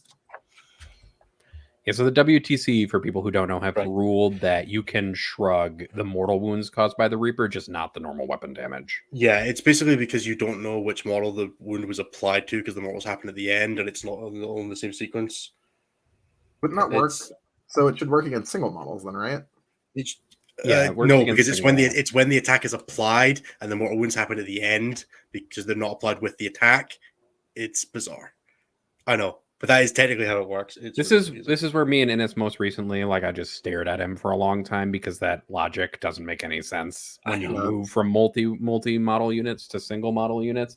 But that's neither here nor there. So I would assume for WTC you'd probably see a similar ruling for this weapon. But currently it would probably in non-WTC matches, unless your TO has ruled it differently, then you're probably going to be able to have people not be able to ignore the mortal wounds caused by. I mean, either way, it's super good. But the reason this guy is specifically so good in Bile is that even if you can like avoid him or like interrupt and kill him, he's just hitting you at least once if the person doesn't mess up their character screening. Yeah. While Innis looks this up, I guess we can talk a little bit maybe about word bearers, because that's not like... Well, it's pretty straightforward. Oh, do we have any... Oh, we have questions. I can answer. We do have questions. We can do that. I don't think it works on reading because the attack sequence ends and then the attack's not applying mortal wounds because the attack is over. And it's only when the attack causes you to take damage that you can't use any rules to prevent it. But I would probably want to see it. I would probably want an FAQ on that just to clarify because it's really, really awkward wording on both ends. Like arguing for and against feels really difficult. Yeah, that's fair. I think the against is a little harder just because like you're arguing. So like if the attack didn't cause the mortals, where did they come from? Magic. That's how I always end up in places like this where it's like, what? So what's the creations of Bile secondary, and is it any good? It's like good. Kill things. It's just kill things. Yeah, it's one of the best secondaries in the book. Yeah, kill stuff in melee. Okay, that's what I was about to ask, if it was kill things in melee. Is it 1 victory point per unit you kill in melee? No, so you get... I'll let Innis read it because he's going to have it's 3 victory points for character and monster and 2 for any other unit. Oh, that's really good. And you can get both in a turn if I'm not mistaken. Yep, and you also get 1 bonus attack if you killed at least one Marines unit during the game as well. Oh, that's fun. Yeah, it's super strong. Like you can get up to 5 points. And you cannot score 5 points a turn. It's score one of the victory conditions. Oh, okay. I was you like, score 2. You score 2 or 3, which is so you score 2 if you kill the unit, 3 if you kill the character or monster. Yep. Yeah, it's still good. That's good for likely a 10 in most games. Yeah, you're probably looking at like you're probably not getting it turn 1 unless your opponent goes first and plays really aggro. But then after that, you're probably looking at like 2 3s and 2 2s pretty comfortably. Right. Yep. Or if they have flyers and you decided to run Innis's favorite model, that anti-flyer nonsense. If you can get I that love range to Heldrakes. charge. Vehicles don't count, but you'd have to kill like a harpy. That would work. Heldrakes, we're talking Yeah, you about kill Heldrakes Harpy. killing harpies. Yeah. Yeah, you kill harpies with it. Or Doomsize. I guess Doomsize aren't monsters, they're vehicles, so that doesn't count. Yep. They are not. Don't mind me. Right, let's do Emperor's Children, Anthony. Would you like to walk us through the glory that is the First Legion? The Third Legion. Technically, the next one up is Word Bearers, though. Unless you want to just I thought you wanted to do Emperor's Children. So I can do Word Bearers then, because Word Bearers was the most broadly powerful. Yeah, because I think they're the most broadly applicable. Emperor's Children is like a personal thing.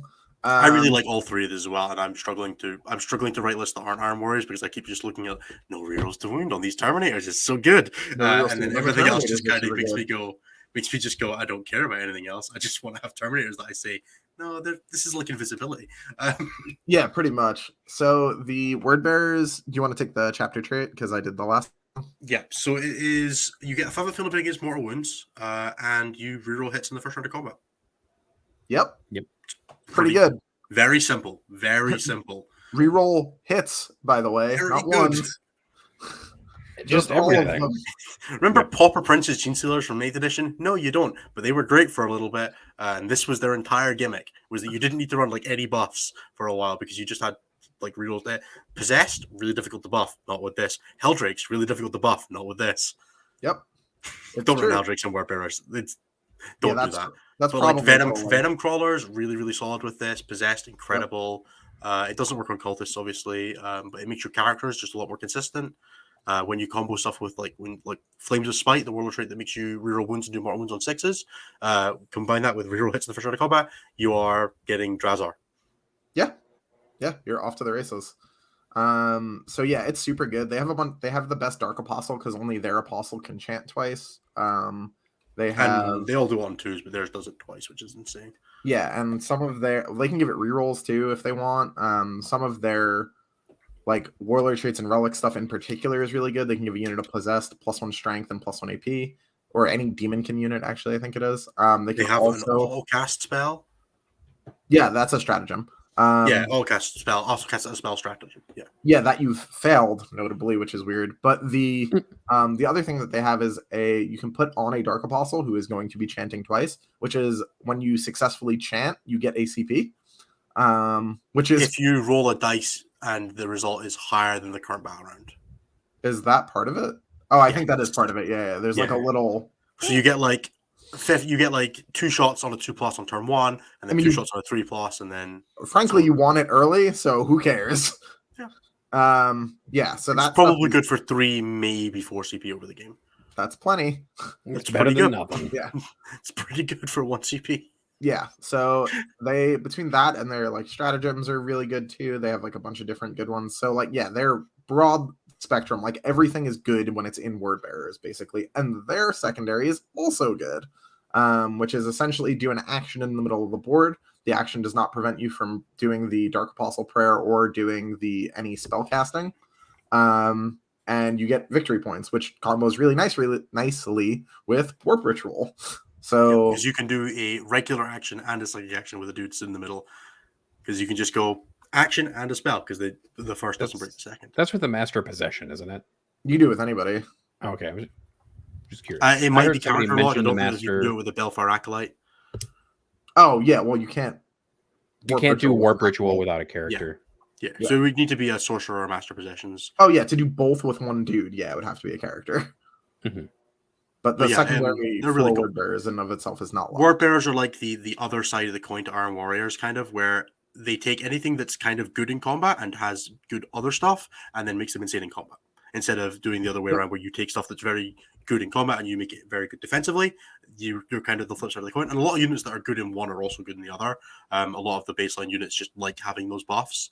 Either you become a little bit more of a glass cannon, but you become really good at the cannon side, or you turn that glass dial down a little bit. So stuff like Possessed is insane on both sides. But the units that are really good on both sides, like Venom Crawlers, love being Warburners. They do also so like much for that warriors, right? They like RBR Warriors a bit less because I think their damage output is just not consistent enough. But yeah, they're also really good in creations. Fight on Death Venom Crawlers with Strength 8 is really annoying. So, Anthony, we've talked a little bit about these other legions and why they're so good. So why are you taking Emperor's Children? Because you said you had a reason beyond the fact that you just love them dearly. I think I like RB-wide fights first, fight on death, and then only access to fight last in the Codex. That's true. So that was very fast. Welcome to the fucking Third Legion, kids. So the thing with Emperor's Children is that they are the only access to fight last in the entire Codex. They have broadly the most consistent offense of anything because Lucius exists. Well, is it Lucius who gives the fight last, or is that a stratagem? So the way the fight last works is that Lucius has it on his data sheet, and there's a stratagem in addition to it that is an epic deed, which will be important for later. And the way they work is that if you're within 3 inches of a Emperor's Children character, or Lucius specifically, obviously for his datasheet one, you can be made to fight last. Now, that in a vacuum is quite strong, but they have a couple things that take this to 11. So there's a 1 CP strat to give any character in the army a 6-inch heroic, which is obviously super good when you're trying to maneuver to get within 3 inches of something so you can fight last it. Over top of that, there is a relic that is a generic relic called the Mantle of Traitors that can make a epic deed stratagem free once per game. So if you put that on your Lord Discordant, he can spend a CP, heroic 6 inches, and then fight last something. Notably, Lucius can spend a CP, heroic 6 inches, then spend 2 more and fight last 2 things. This is extraordinarily powerful in an army that has army-wide, essentially outside of the Possessed, strikes first. So what you're looking at when you play Emperor's Children is an army that, in Nephilim in particular, doesn't have super good warlord traits or relics, which means that you're not spending pregame on things like that. You have a super powerful suite of stratagems, which you'll be able to use throughout the game now because of how CP cycling works. And you have entire control of the fight phase. I've played a bunch of games as them now. I played against Sean Naden, who's pretty good at fight phase stuff, and he charged me with most of his Orcs army and lost more stuff than I did in the fight phase. Like, he didn't get Stomp 'em good that turn in his Wa turn. Like, it's out of hand. Like, the amount of control you get in the fight phase is wild. I think the only faction we've seen that has the same kind of level, and even then I'm not even sure it's close to it, is Gene Stealer Cult, which had incredibly good fight phase control with like the blip tokens, be able to just 1 CP make things fight last with no restrictions, or almost no restrictions. Emperor's Children do that, but they have also data sheets. The shooting is generally worse, but that's not quite the same. Right. Shooting's worse, mobility is worse, but the data sheets are better to back it up. And that is a very important better. And it's also easy to find good shooting in Emperor's Children. So there's a unit that I want to talk about in Emperor's Children because I think I'm not seeing enough people use this, and I'm not even using it right now, but in general, it's really good. So you can make a Noise Marine unit that has mostly chain swords. So you take 4 guys with a chain. You take 3 guys with a chain sword. The sergeant takes a power fist, an icon, and a chain sword. And you take 1 blastmaster, and the unit is like 135 points. And for that, you get probably the best gun in the entire army. The entire thing is an OBSEC troop unit. The sergeant punches you 4 times on 2s with a power fist, and the rest of the squad stabs you a whole bunch with chain swords, again on 2s. The unit is really versatile for what it does. You can put 2 in a rhino. It does like a lot of really good things. And more importantly, it's a troop. So it's cheap, shoots really hard, and is really good. An army with 4 to 6 of those is just an army. Like, you can't go wrong with that in your troop slot, and then you can kind of build backwards from there. I also think that Emperor's Children is the best non-Black Legion to put Abaddon in, because you're not worried about their warlord traits and relics. It hits on 2s, Logan, because they have an icon of Slanesh, which gives them +1 to hit in melee.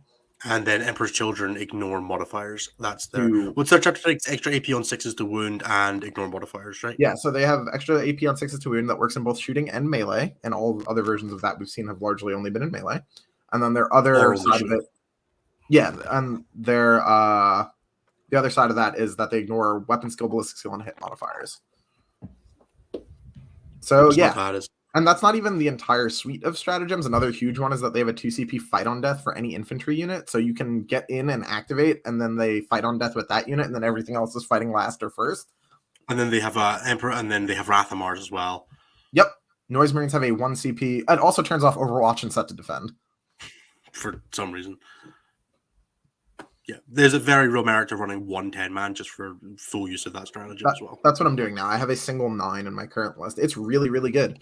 You are so bad for doing that with, like, I'm just going to run 9 of these things. Just run a 10. Be a man. I don't have any points. I need 10 Terminators. So there's a really important threshold for Terminators when you get to the 10th one, where you get another Chain Fist and a bunch of Power Fists. And that stuff is real nasty. My Terminator unit went from not killing very much at 9 to killing everything it touches at 10. So that's been a fun you change. get to go up to 8 fist weapons at 10 man, or at 9 man you get 4. Yep. So I think the big question then is, why do you think people are so down on Chaos Space Marines, and how can they get their head right about it? I think people have been. Do you want to do your one, and I'll do mine, which is more funny and less real? But yeah, mine is that people have been playing Chaos for so long, and Chaos has been so bad for so long, like basically since I've started, that outside of like the brief window that I started in when the Possess Bomb was really good, that they're used to their jank. They like reach for these like 18-step combos that get them an additional victory point in the 3rd Blood Moon of July, that like they don't go for the things that are like clearly obviously powerful. And that really limits their willingness to like play the stuff that is just good. So broadly, I think people are missing that you can't advance and you can't warp time in charge, but now you can advance in charge with a bunch of stuff, and that's really powerful. And yes, Tom brings up a super good point that in comparison to the Nids and Eldar at release power level, they're not that crazy, right? But I think as compared to the metagame as it exists right now, they're one of the best armies in the game. And I am super confident taking Emperor's Children to the major that I'm going to next weekend. He's not even practicing for Regency. Shameful. Well, I will be, just not at that major. Dude, you can't even just go 2 CP double shoot now. Like, what's the point? Why play Chaos Space Marines? Yeah, I can't. That's like that was that was crunching the entire faction for solidly 3 years. They don't have that anymore. And like, what you have instead is a good army. Yeah, but and they're not used to that. They don't all my custom weapons are now accursed weapons and not custom weapons anymore. And that is kind of sad. I don't like that, actually. I really wish I could have taken all lightning claws or something on some of these units, but you know, whatever. one lightning claw per 5 in your Chaos Space Marine school. So Innes, what is your buffing Legionnaires? Please stop spending points on Legionnaires, people. Holy moly. All right, now I'm done. No, I like one squad is fine for minimum troops that can hold an objective in non-Emperor's Children. It's fine. It's okay. It's not that bad. Yeah, one is fine. One is fine because then you got your Terminators, you got one squad of Legionnaires, you got 2 squads of Colossus. That's your troops. Sorted. That's okay. You can stop there. Yep. I think they're not an autopilot faction. You're gonna have to find something that works for you.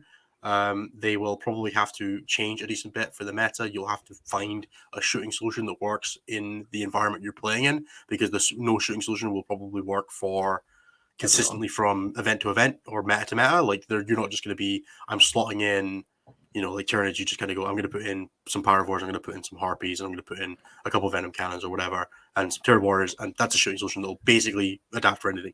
Chaos Space Marine shooting options are not good, but there are situational options that you can adapt for, and you'll have to make that work, and then you'll have to play a combat phase army. And both of those things are things that the average player is not going to be good at or particularly want to do in respect to one or the other. Yep. And I think that will put a ceiling on how well they perform. I think they're a decent army that is fairly reasonably competitive with the rest of the top 10 armies, and I would not be surprised to see them winning tournaments. I also wouldn't be surprised to see them going 1-5. Yep. They're a fine book. They're debuting somewhere in the balanced middle. Yep. I think they're going to be great for my CRS score. Do we want to take some questions then? Yes, let's take questions for about 50 minutes, and then I really need to go to bed. Yeah, you do. We will just take a few questions because that's fun.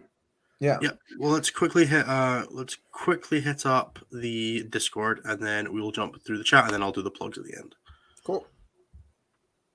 Okay, let's start with show questions. I'm going to work from the top to the bottom. How are you personally preparing for WTC? Wrong answers only. I'm playing Emperor's Children at a tournament next weekend. I'm playing Tyranids. I'm not prepping at all. It's awful. I'm just playing. I have a for WTC wrong answers only. I'm spending all of my time at work doing absolutely nothing to do with 40k and not sitting on Discord at all. That's nothing I would ever do. Yeah. His boss watches. Nathan, will you be having a solo episode with the tryhards over in Belgium? Why will it be the best episode of the year? So it won't be a solo episode. I'm going to get at least Jeremy to come on and most likely Cliff as well. And we're going to do math. We're going to teach you all math and how it works. Because Anthony won't be here because he would die if we did it. Like, he would actually melt like in Indiana Jones when they opened the Curie's in Belgium as well, buddy. The Covenant. Oh, no, it will just be me and Cliff then. Yeah, that's right. Well, it'll just be me and Cliff. You just can get a guest on it. It's okay. We'll approve that. Two bearded guys talking. We'll see if we can get stats. the great one. The stats godfather. The member board will approve. It's okay. The council will approve Peter the Falcon to guest if he has availability. The council welcomes you to stat check, but does not grant you the rank of master. Yeah, that's right. That's Anthony because he couldn't add two numbers together yet. Okay. What's the worst hobby crime? Don't make that face, Anthony, and make me feel bad about myself. What's the worst hobby crime you have committed or seen committed? Man, there are a lot of Nazi-themed 40k armies, and you all should be fucking ashamed of yourselves. Sorry. That is true. You should just be ashamed of having politics to the right of center, but yeah. But really, also there was a Confederate orc army, and you should also be ashamed of yourself. Shit, get that shit out. We could just get a good fuck those guys out of the way. But and then we can do funny ones, yeah? Yes. Yeah. There was funny ones. The Blood Angels Weeb army, where all of the Blood Angels were armed with anime girl wife pillows, those body pillow things. That was both funny, a lot of work, and then also shameful at the same time. It wasn't me, Anthony. I once played a G-Surf. Get closer to the screen and blame me. I'm going to say words that if you don't know are going to make me sound like a madman. But do you guys know that Ahago panel jumper that people have? Yes. Yeah. Okay, I played against a guy who had that, who was wearing that at a tournament in round 1. No. You said he played Genestealer Cult? Yeah, he played Genestealer Cult. Yeah, that of tracks. course he did. Yeah, that makes sense. There's tentacles in there, I'm sure. Okay, Anthony, I don't know if that's the worst hobby crime. I'll slot in the one that I did as well. I once really needed mucilid spores, so I took ping pong balls, table tennis balls, and put them on bases, paperclip in the base of them, glued them to vertical bases, and covered them in hot glue, and then spray painted them. I was like, that'll do. Those models are £45 per for one at the time 15-point mucilid spore. I was not buying 7. Oh my, yeah, that is brutal. What have you done to the chat? Look what you did. Look at the chat now. I hope you're proud. Look at you. You've this is both of your fault. Did not need this. I like that you guys both knew what it was as well. Yeah, like I knew my audience. You two weebs, you ruined it. I can't believe you've done this. You knew what it was too. Yeah, because I'm on the internet at all. I hate weebs like chaplains hate orcs. I hate that stuff. Anyway. What's your hobby crime, Anthony? I don't know. Honestly, my hobby crime is anything I've attempted to put together myself because I shouldn't be doing that. Like, it's not the right. What happened to Bradchester's radar? Oh, that's a good story. So I have models that have won a super major, even though I haven't. So Brad was walking out of an elevator at ACO, and someone's elbow hit his tray, and his radar perfectly fell in the gap between the elevator and the wall and went straight to the bottom of the elevator shaft. So he gets to the top 8 tables and he's running around and he's like, who can I borrow a radar from? And I'm like, I don't know. You just beat me. Our game is over. So like our game in the top 8, rather, he was going into the top 4. So I was like, yeah, here, you can use mine. And that radar stayed on his table all the way through winning ACO, the first one. Nice. Right. Let's move on quickly. We don't have to answer all these today. Okay. We don't, but we should. What are you most excited for with the new show, and what do we have as fans of the show to look forward to? We'll do that And one at we- the end. We'll do that one at the end because I'm going to do the Okay. Patreon plug at the end. Yep. Okay. What's worse, people who say stats are useless for 40k, or people who complain about too many updates? Too many updates. It's not close because they listen to those people. Agreed. So I'm going to tell you that rules bloat doesn't exist, and Y'all just all need of to those get people better. are terrible, and you all just need to get better at learning like accepting the fact that you don't need to memorize the whole game. It's not a thing that you need to do. Yeah. Does Innes need a weekly reminder to post questions again? No, Yes, he but you does. should do it. You should do it anyway because interactions are good. Yeah. Can we get molding from Anthony over Chaos players and also other war members making his life harder? No, we're not getting him fired from his job. No, and also, honestly, I actually took the time to sit down in that chaos chat today and be like, listen, fellas, I'm in this chat now. No more nonsense. We're going to play with the good stuff and we're going to win some fucking games. And they were very receptive. So we'll see how it goes. This has never happened to us before. Yeah, they got interaction. So they were really When happy. did the CRS Elo start recording? Will there ever be a reason? I believe it's So the it's a season. 2nd of July. Yeah, it's like the start of February, basically. And we'll reset it at the beginning of next season.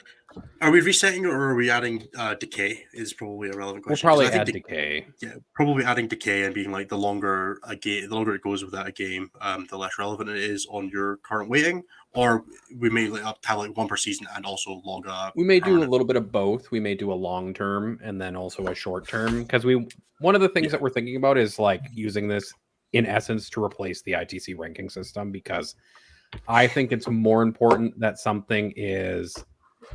I didn't say we'll add decay, Jeremy. I said we could add decay. We could. More likely is we'll do something on a seasonal basis and reset, because I think that being event size agnostic is more important for the ranking system than continuity season to season.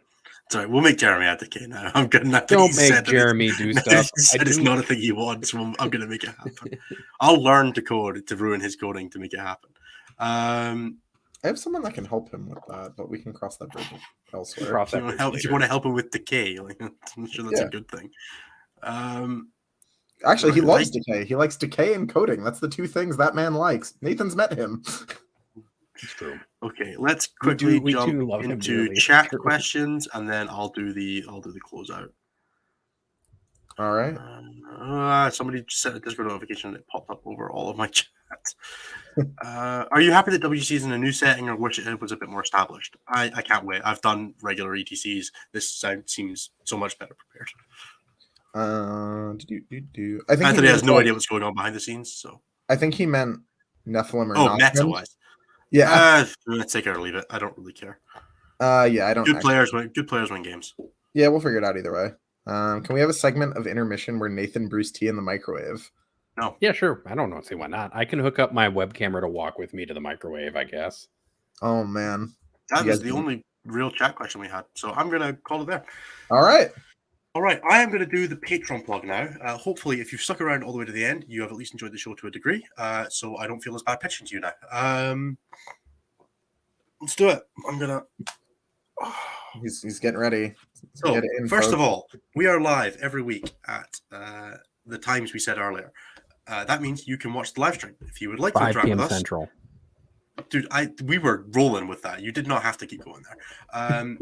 If you want to be part of the live stream, that is one wonderful way you can support us. We really appreciate everybody who's here during the live streams, keeping us smiling, happy, going through the chat. It's keeping me going at 1 o'clock in the morning when I'm up in 5 hours. These are the things that we do because we love making content. We really enjoy working with you guys.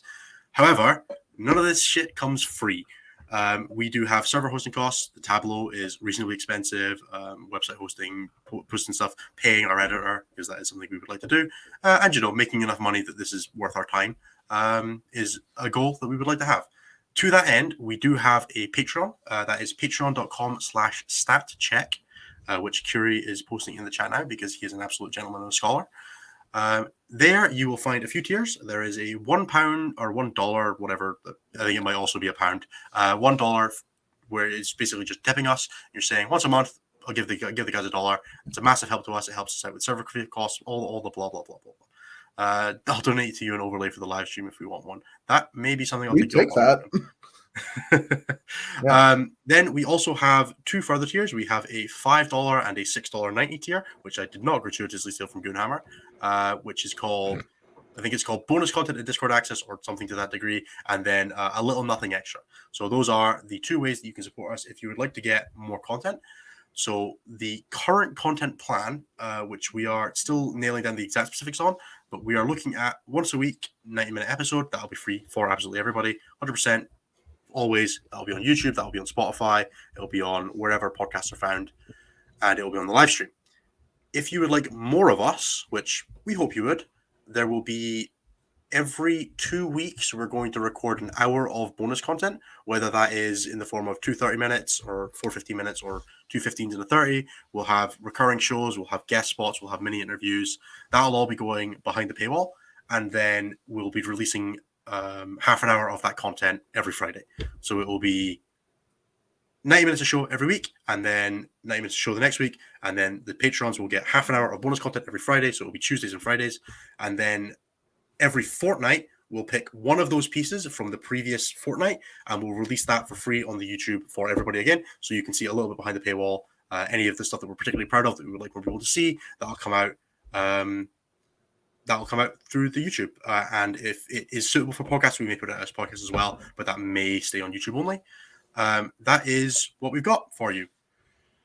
So we're really excited for that. We have some really cool ideas for bonus content. I'm going to run a 40k game show, which I'm kind of looking forward to. I have like 6 or 7 deck chairs is my favorite. Little pitches I've put out there. Myself and Anthony are going to organize an argument once every month or so, which is going to be great. That's some content that we're really excited for, looking forward to bringing out, but it doesn't fill a show. That's not stuff that we could record reliably, but we'll have recurring bits. We'll have something we'd record one off and done. If you would like to vote on anything like that, we're roughly going to be distributing it out that we have 40 minutes, we fill 45 minutes of content each every like 3 weeks or something like that. That roughly works out that we'll do like 2 bits of content each, and then one of us will do 3 on a rotating basis, something like that. I'm going to be dedicating one of mine to taking votes from patrons and taking submissions from patrons, and I will make whatever the highest thing is, I will make to the best of my ability. That is one that I am sure will not degenerate in any way, shape, or form. Definitely not. No. That'll go great. You have to jump on progressively higher boxes. There will also be some modicum amount of educational content that we're going to work on as well. There will be educational content. I'm hoping to do some really cool interview stuff that I've had ideas for doing a show for a while. We may end up doing some battle reports and stuff like that. I've just been reminded by Chris in chat. So that is another thing you can do. We really appreciate everybody who supports us. However, please don't feel obligated to support us. If you can't afford it, you don't want to, you've got better things to be spending your money on, do all that first. Like, we are a luxury good. Come to us last, and you put food on your table first. Make sure you're getting the bus to work. You can live without us, and we can live without you. But if you have the money to spare, we would really appreciate it, because it helps us out with a lot of things. It helps us keep making this, keep doing this, and we are really excited to do more. Yep. And I think the thing that we'll always guarantee is that the main show will always be free. Yes, and that the website is also always going to be free to access. So you'll never lose access to the dashboard, the Elo, or the CRS if you don't give us money. But if or you the might main give show. you more stuff, Might give you more if you come behind the paywall. We can't promise that. You also will get access to our Discord, which is in the £5 tier, which is where you can ask questions if you're not going to be on the live stream and you want to, if you want to be.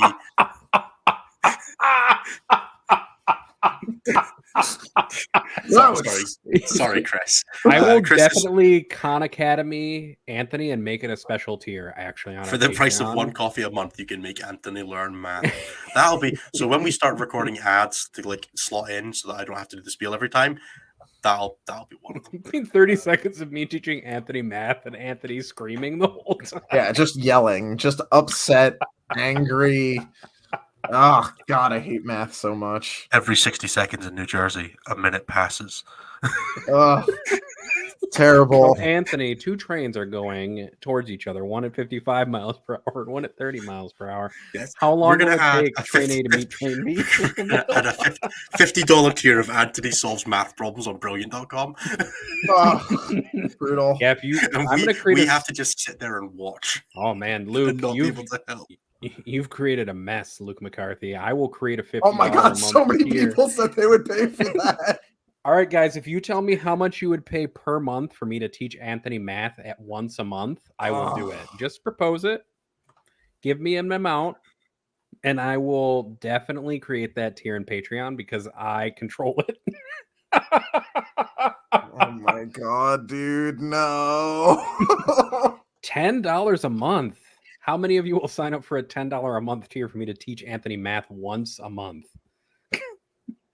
How long is the time? How long is the teaching? Yeah. It'll be like 15 to 30 minutes. I'll do that for 15 if enough people do it. All right, $15 a month. I'll create it.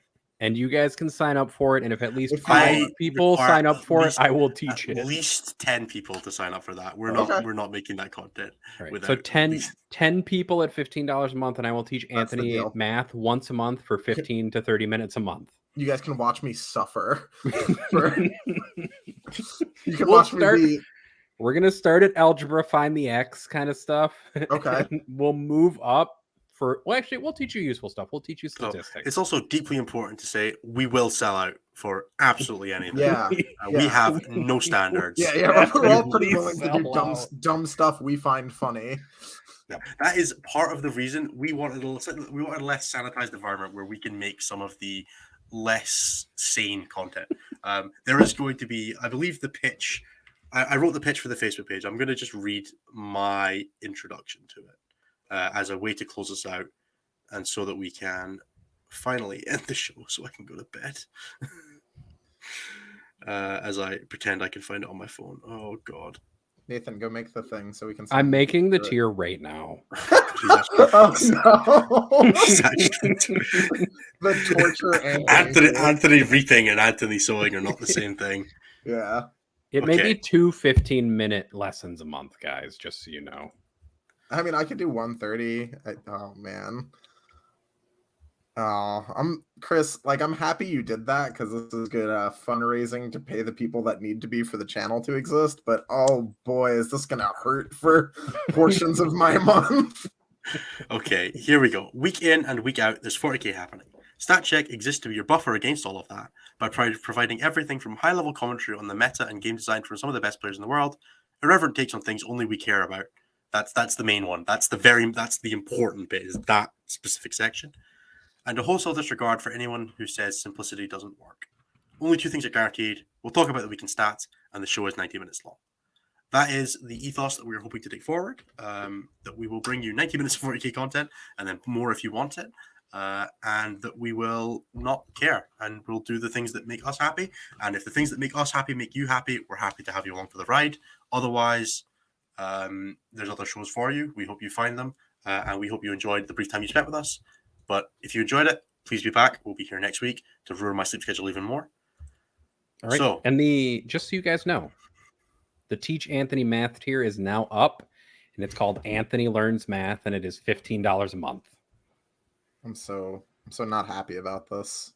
How did we get here? I'll have to add an Anthony Learns Math chat room for people who have approved math access. Wonderful. We'll stream it on Discord, so you have to watch it on Discord. Yes, Adam, we are wrapping up, but the VOD should be available on YouTube basically immediately, and we'll have the podcast out and edited as soon as Tree has a chance. But I appreciate you being here, Adam. You're the best. I love you, man. We love you, Adam. We do love you, Adam. It's true. You are the best Aussie. It's high praise, but I'll allow it. He deserves it. Right. All right, folks. We're not doing... Nathan, you have to do a different sign out now. You can't stick with the one you had before. So long, and thanks for all the fish. That works. I'm not sure it's better, but okay. We'll work. Should I end it? Wait. So long, and thanks for all the fish, fuckers. There you go.